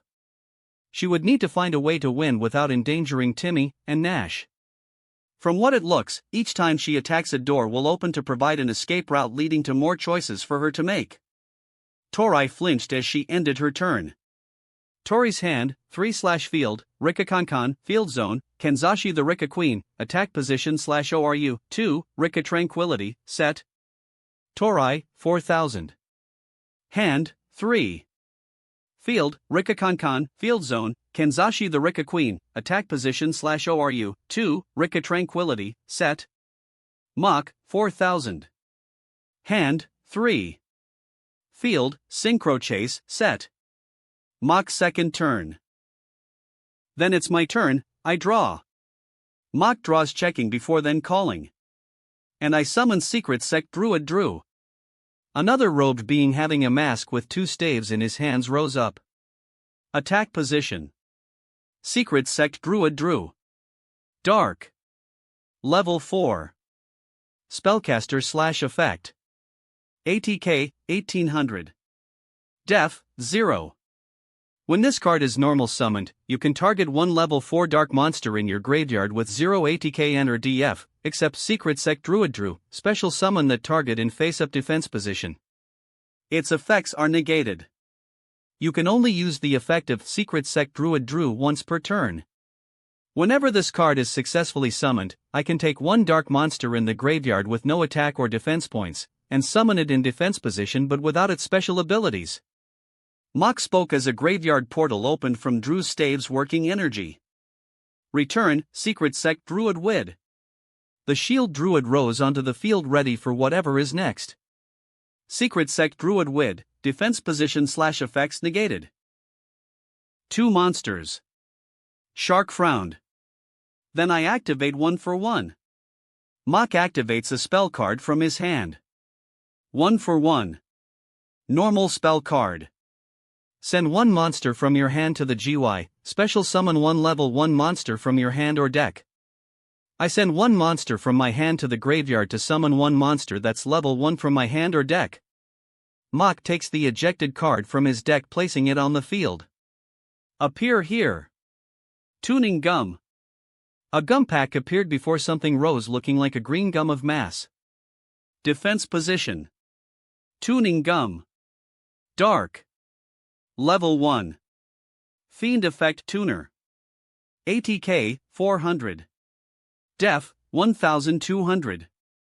You can target one face-up monster you control. That face-up monster is treated as a tuner this turn.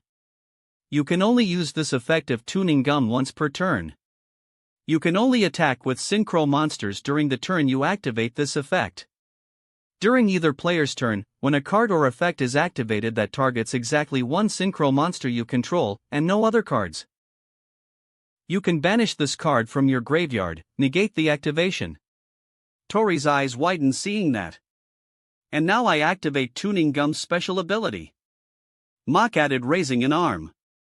I select one monster on my field, and have it become a tuner for the rest of this turn. Only catch is that I can only attack with synchro monsters for this turn. Tuning Gum flew towards Drew, who stared, presenting a gum stick that it takes chewing under its mask. Secret Sect Druid Drew, tuner. Tori's eyes widened in shock. And now I activate the synchro chase that I had already set. Mach called as his face down spell revealed itself. Face up. Synchro chase. Continuous spell card. Your opponent cannot activate cards or effects in response to the effect activations of your synchro monsters with Warrior, Synchron, or Stardust in their original names. If you synchro summon a Warrior, Synchron, or Stardust synchro monster, you can target one monster in your GY used as its material. Special summon it in defense position. You can only use this effect of synchro chase once per turn. And now level 4 Druid Drew tunes level 4 Druid Wid. Drew turns to 4 tuning rings flying up as wood flew up as well, passing by the rings turning into 4 stars. LV, 4 plus 4 is equal to 8. Timmy, meanwhile, hearing a gasp from Ancient Fairy Dragon and Lifestream Dragon together, asked the two together. What is it, you two? This feeling, it can't be. Ancient Fairy Dragon whispered. Suddenly an orb appeared for Duman and Timmy to see the match happening. Guardian spirit willing to defend its comrades. Be reborn from the clustering wishes, and become the path the light shines upon. Synchro summon. Be reborn. Stardust Dragon. Forming from the synchro summon was a large white bipedal dragon. It has a long tail, and neck with some type of crest on its head alongside thin white wings. It also has blue crystals over its body with spikes on its knees and elbows while having a point on its head, and yellow eyes roaring. Attack position. Stardust Dragon. Wind. Level 8. Dragon Effect Synchro. ATK, 2500. Def, 2000. 1 tuner plus 1 plus non-tuner monsters. When a card or effect is activated that would destroy a cards on the field, quick effect, you contribute this card, negate the activation, and if you do, destroy it. During the end phase, if this effect was activated this turn, and was not negated, you can special summon this card from your GY. Stardust Dragon. Timmy cried in shock seeing the card. On the one hand he was in awe to see the famous monster, and on the other he saw it was being used against Tori. What creature is that? Duman never seen anything like it, and was surprised by the power it holds. Whoa guys, you ever seen that card before? Yuma also looked shocked at seeing Stardust Dragon himself, never recalling this synchro monster. No, but things just got much more dangerous. Shark frowned. Tori was also staring shocked, not expecting a synchro summon. And this gotten more dangerous as it's more powerful than Kanzashi, and who knows what else. Synchro chases effect then activates. When a synchro summon of a Warrior, Synchron, or Stardust is conducted successfully, I can summon back one of the monsters used. Mach called as Wid rose back in defense. Secret Sect Druid Wid, defense position. Battle. Mach pointed over. Stardust Dragon attack. Cosmic Flare.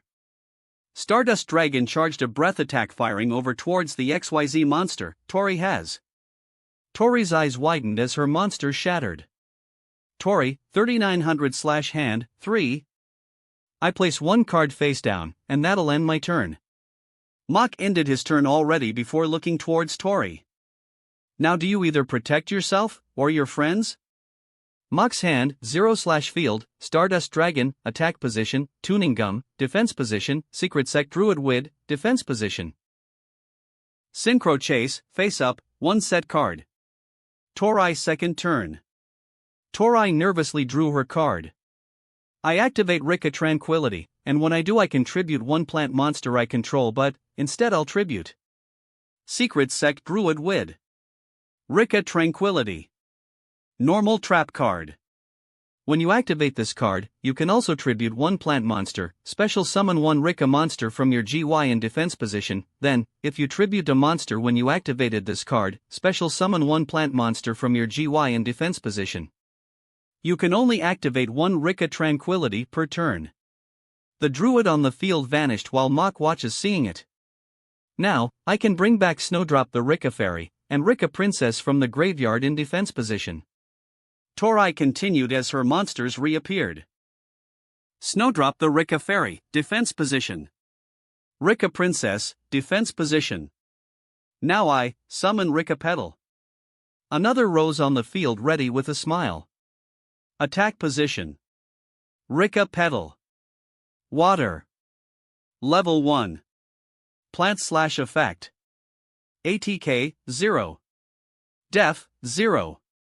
During your main phase, you can take 1 Rika monster from your deck, except Rika Petal, and either add it to your hand or send it to the GY. Also you cannot special summon for the rest of this turn, except plant monsters. During your opponent's end phase, while this card is in your GY, if you control no monsters or all monsters you control are plant monsters, you can special summon this card. You can only use each effect of Rika Petal once per turn. 3 monsters this time. Mach spoke seeing this staring. I used the effect of Snowdrop to make all 3 of my monsters level 8. Tori continued though she looked nervous. Rika Princess, LV, 8. Rika Petal, LV, 8. Now I overlay Princess and Petal, to XYZ summon Teardrop the Rika Queen. From that Tori's ace monster rose onto the field ready. Attack position. Teardrop the Rika Queen. Water. Rank 8. Plant XYZ effect. ATK, 2800. Def, 2800. 2 level 8 monsters. You can detach 1 material from this card, then target 1 monster on the field, tribute it. This is a quick effect if this card has a plant monster as material. You can only use this effect of Teardrop the Rika Queen once per turn. Each time a monster's is tribute, this card gains 200 ATK for each, until the end of this turn. Oru, 2. Now. I end my turn. That's it? Why didn't she attack? Shark blinked seeing that, wondering why she didn't attack when the point was to prove she cares for her friends. So you care more about yourself. Mach trailed off now, having a glare towards Tori. No, that's not. Tori flinched. I couldn't attack yet. There was nothing to stop you from attacking at that instance, but you chose to hold back regardless of the danger your friends are in. Mach told her simply with a glare. If you really do care, you would do what you can to help your friends out of danger regardless of fear. It's not fear. I don't want to destroy the dragon, I think it's special to Timmy. Tori confessed.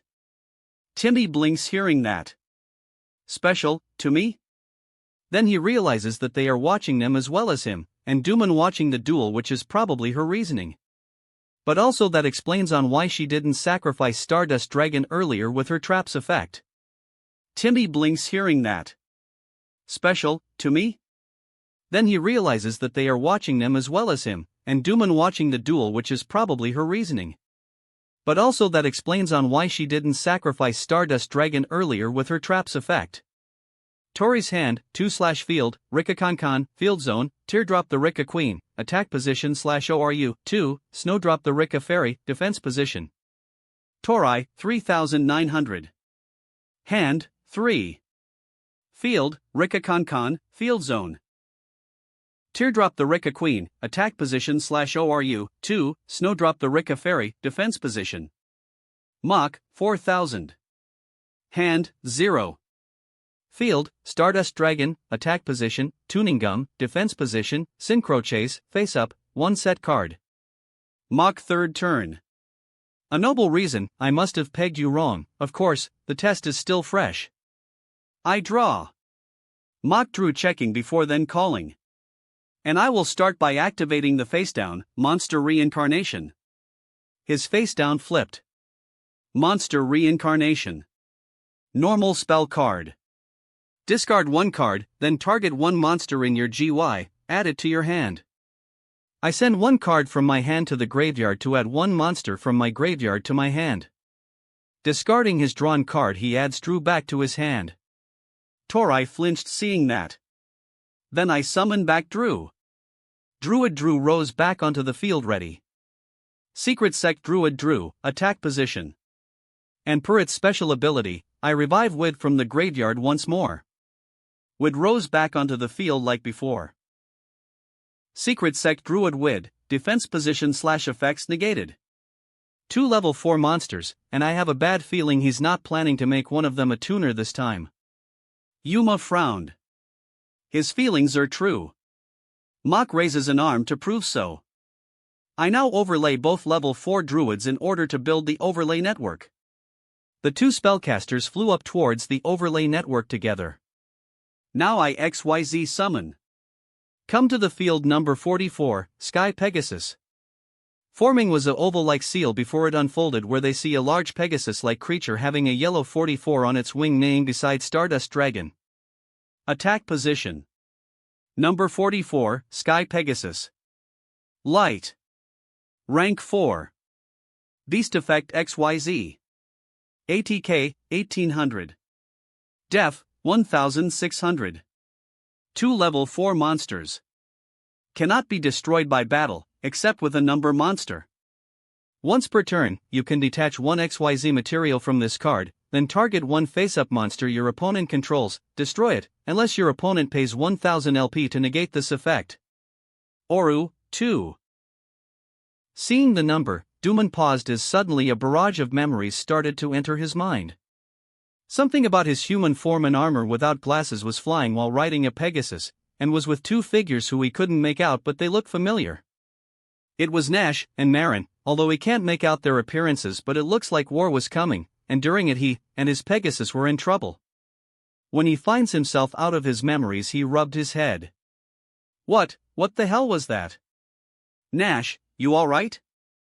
Seeing him looking unfocused, Timmy turned towards him. Yes, thank you. Duman nodded only to frown, turning to the duel. That must be the Mytherian number, but what were those memories? And now I activate Sky Pegasus' special ability. Mach announced as Sky Pegasus takes an overlay unit. I use 1 overlay unit to destroy 1 monster on your field. Sky Pegasus, ORU, 2-1. What? Tori cried in shock. However, you can choose to negate this effect by paying 1000 life points. Mach brought something towards her before pointing towards Teardrop. I destroy Teardrop the Rika Queen. So now Tori is left at a hard choice: either give up life points to keep her monster in play, or have it be destroyed, and keep her life points. 1k of LP is a pretty hefty cost, but if she doesn't, then her XYZ monster will be gone. Snowdrop will still defend her, but she would lose what can help her out. On the other hand, if she destroys Teardrop, her life points will still be safe, but not for long though. What choice can she make? Tori started before recalling what he said before.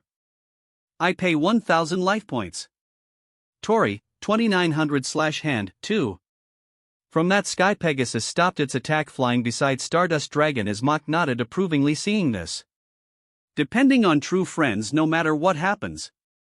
Astral blinks before widening his eyes, realizing what that means. This time must be some sort of puzzle for them to solve as he turned. Timmy, Nash. They looked towards him. Do you see anything at your current location that can help us win this duel? Timmy looked around, seeing some murals with ancient writing. Yeah, I am seeing something, but I can't read what this says. Let me try. Duman spoke, checking over himself, and knows what it says. It speaks of a valiant knight who rides a powerful horse known as a Pegasi, or Pegasus, from an ancient past. Long ago, this knight defended his kingdom with his Pegasus, where they and his fellow knights defended his kingdom from all evil threats, and achieved peace. But the knight left the castle one day, wanting to see his family, where he and Pegasus want to return to his home village. But their fellow knights grew jealous of their king, and while he was gone staged a coup to take the throne. So, what is the legend supposed to tell us? Astral asked, hearing that only for the ruins around Timmy and Duman to start collapsing around them, which he grunts, turning towards Tori. Tori, the only way to save Timmy and Nash right now is to attack. Mock's hand, 0/field, Stardust Dragon, attack position, number 44, Sky Pegasus, attack position /ORU, 1, Tuning Gum, defense position, Synchro Chase, face up. Tori, third turn. Tori drew her card as she looked. I activate Teardrop, the Rika Queen's effect, to tribute number 44, Sky Pegasus. Teardrop takes one of her overlay units in her umbrella. Teardrop, the Rika Queen, ORU, 2/1. I activate the effect of Sacrificial Shield in my graveyard. A monster card ejected from his graveyard. If a monster on my field would leave the field other than destruction, I can banish this card instead to have something else on my field to take the hit. At that, Tuning Gum is Teardrop's target as it was sacrificed instead. Tori flinched at that. Then, I'll use Rika Glamour. Rika Glamour. Normal spell card. When you activate this card, you can also tribute one plant monster, add one Rika monster from your deck to your hand, then, if you tribute a monster when you activated this card, add one plant monster, with the same original level as that Rika monster but a different name, from your deck to your hand. You can only activate one Rika Glamour per turn. I can tribute a plant when I play this card, but instead I'll use the once per turn effect of Rika Concon to try and tribute Sky Pegasus again. Isn't that effect of Concon once per turn though? Yuma brought up, hearing that. It is once per turn, but Teardrop, the Rika Queen, can normally tribute any monster on the field, so Tori didn't use Concon's effect until now. Shark told him. But now Tori, you can't attack. Rio called to remind her. It would get rid of Sky Pegasus, but you're unable to attack now as Stardust Dragon will be the only monster he has. Tori frowned at that, but she knew Rio was right, so she reluctantly tries to end her turn again. No, Tori. Timmy stops her from ending her turn. Huh, she blinked at that. Timmy? Don't worry about me. If Stardust Dragon needs to be destroyed so you can have a chance to it. Timmy spoke towards her. This test, if I understand it, is all about trust. Now I need you to trust me here. Destroy Stardust Dragon to give yourself a chance here. If she is being held back by this, the next collapse will be the last of both him and Duman as well. She needs to attack, but if she's held back they won't get anywhere. So now Timmy is raising that barrier she is struggling to get through right now. Tori paused, looking at her hand. Timmy, please trust me, I have an idea. Taking a card, she said it before ending her turn. If this works, I'll win the duel on my next turn. Tori's hand, 1/field, Rika Concon, field zone, Teardrop, the Rika Queen, attack position /ORU, 1. Snowdrop, the Rika Fairy, defense position, 1 set card. Tori, 2900. Hand, 1. Field, Rika Concon, field zone, Teardrop, the Rika Queen, attack position /ORU, 1, Snowdrop, the Rika Fairy, defense position, 1 set card. Mock, 4000. Hand, 0. Field, Stardust Dragon, attack position, Synchro Chase, face up. Mock, 4th turn. I don't know what you're up to, but I hope your choice is worth ignoring what your friend told you to do. Mock spoke towards her before then drawing.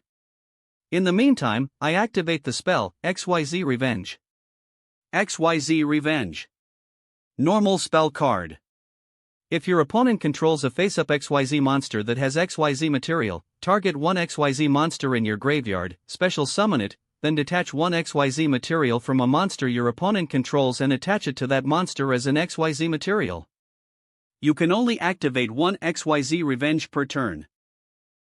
Since you have an XYZ monster on your field that has an overlay unit, I take one XYZ monster from my graveyard and summon it back, and it possesses that overlay unit. Return Sky Pegasus. The graveyard portal opened as Sky Pegasus rose back onto the field, neighing as Teardrop's overlay unit was forced onto it. Sky Pegasus, attack position /ORU, 0-1. Teardrop, ORU, 1-0. Tori's eyes widened seeing that. And now faced with another choice.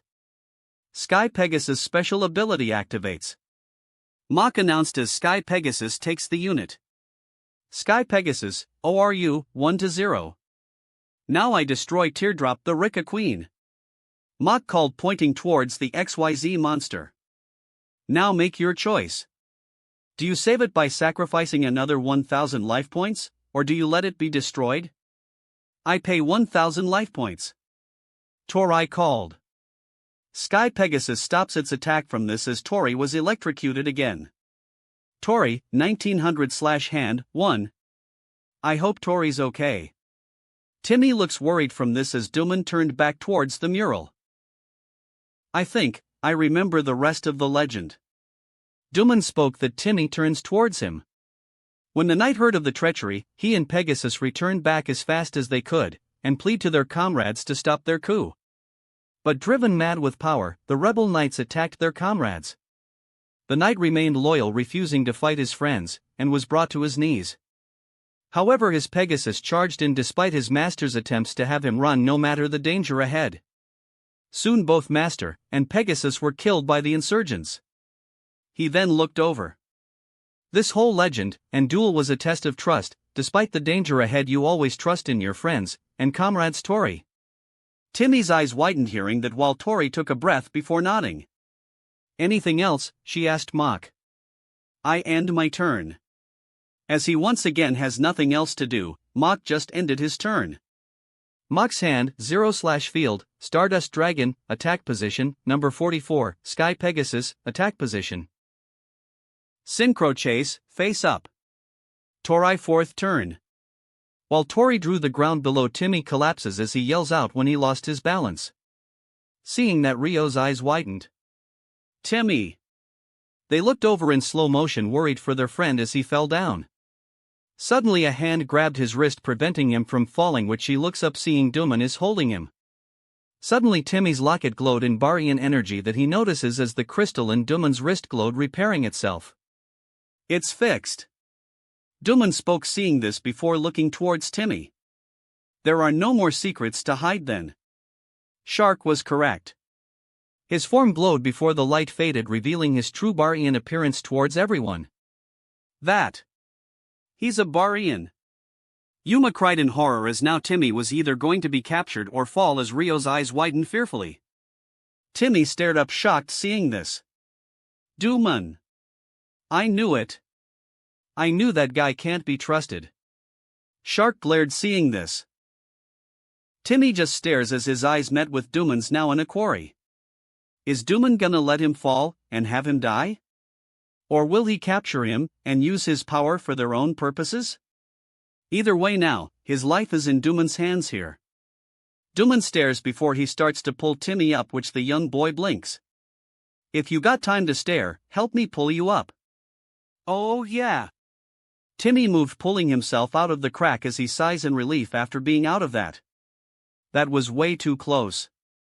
Duman narrowed his eyes before he moved to speak, only to notice a piece of the ceiling to fall as he shoved Timmy out of the way before it struck him, knocking him out cold. Duman! Timmy yelled, shocked, running off to try pulling the ceiling piece off of him. Now on to the duel. The more time passes, the more the area they are in will collapse. Mach reminds Tori to get her back on track. Tori's eyes widened. I activate XYZ Reborn. XYZ Reborn. Normal trap card. Target one XYZ monster in your GY. Special summon it, and if you do, attach this card to it as material. It brings back Kanzashi the Rika Queen and becomes her overlay unit. At that, her first XYZ monster rose back onto the field ready against Stardust Dragon and Sky Pegasus. Kanzashi the Rika Queen, ORU, 0-1. Now, I use my second copy of Rika Glamour, and thanks to Rika Kankan I contribute Stardust Dragon. Torai called as she uses the spell. Mach blinked, turning over as Stardust roared, sacrificed on the field, this time leaving just Sky Pegasus. When a monster is tributed Teardrop, the Rika Queen gains 200 attack points. Torai called. Teardrop the Rika Queen, ATK, 2800 plus 200 is equal to 3000. Next, I use Kanzashi the Rika Queen's ability. By using one overlay unit when a monster is tribute, I can special summon a monster from either graveyard and treat it as a plant.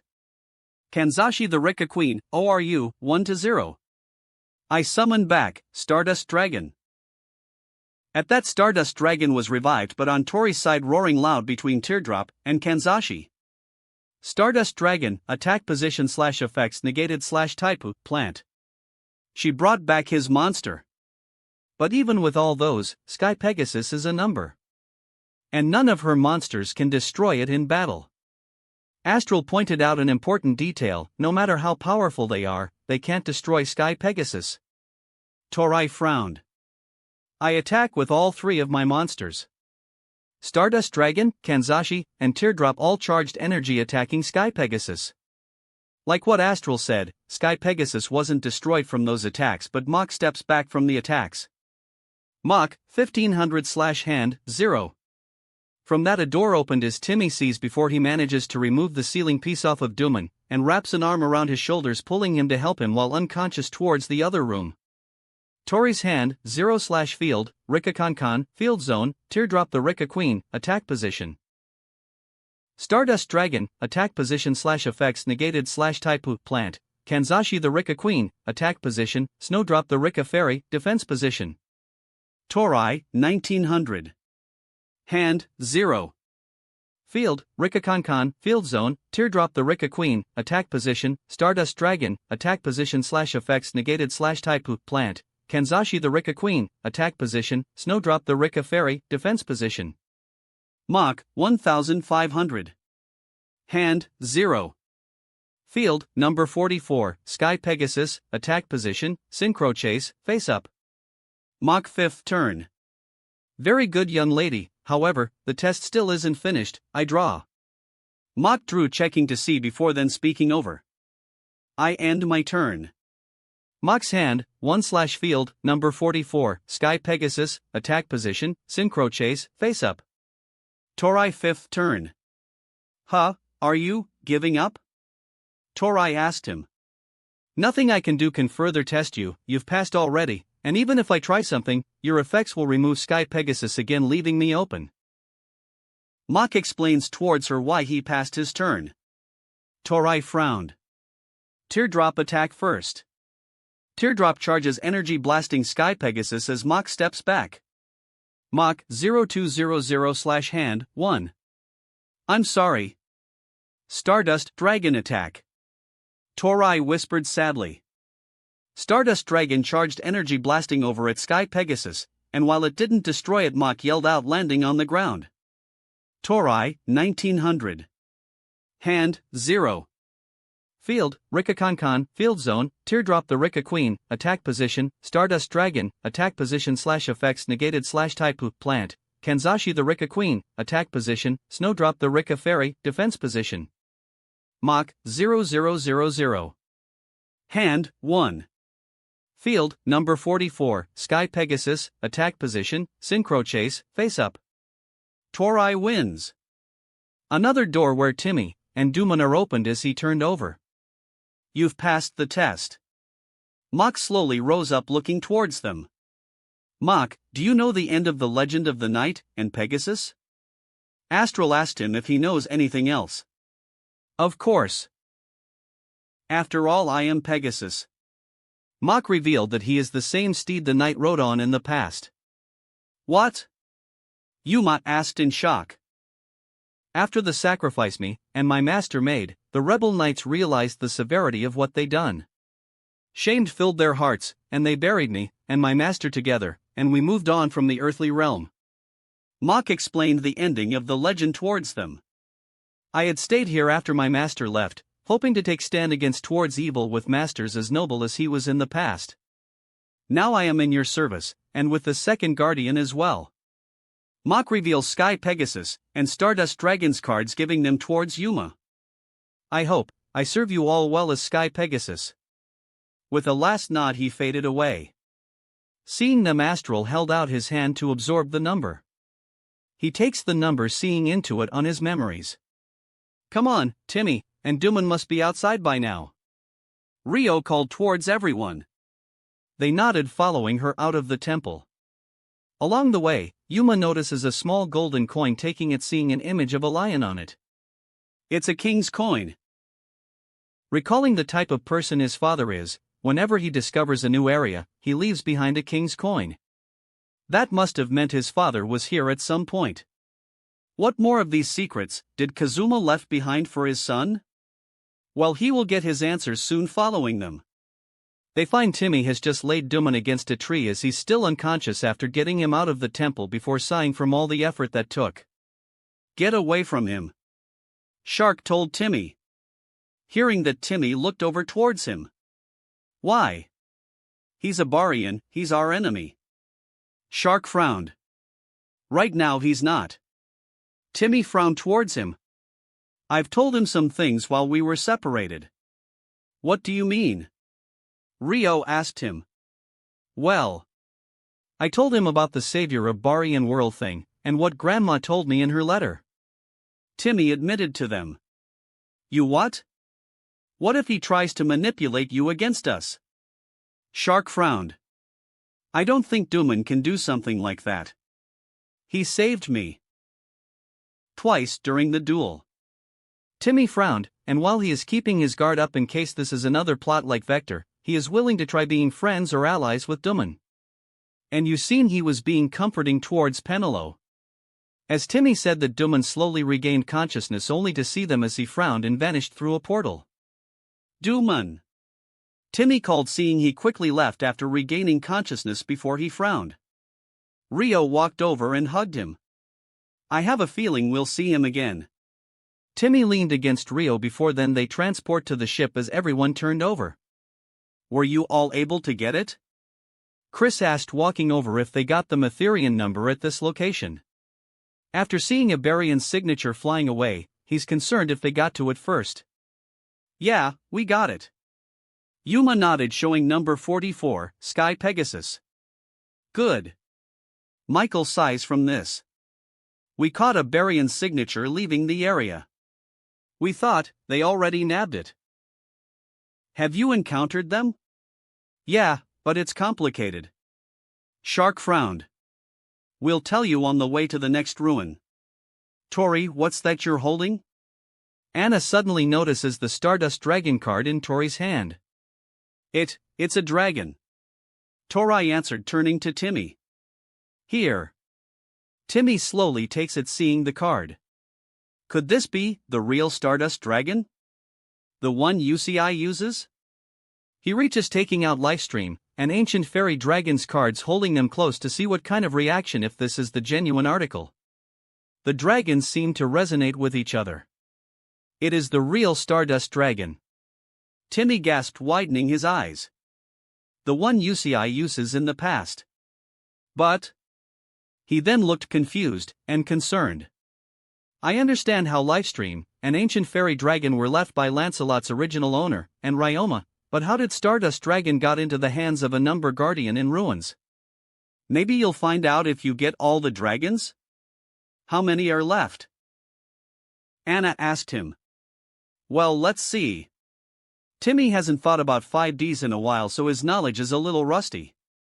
Well, there's Ancient Fairy Dragon, Lifestream Dragon, Stardust Dragon, Black Rose Dragon, Red Dragon Archfiend, and Black Winged Dragon, I think. We have the first three right now, so now Black Rose Dragon, Red Dragon Archfiend, and Black Winged Dragon are still out there somewhere. Then we have our goals, the Matherian numbers, and your dragons. Yuma declared. Let's go full speed ahead.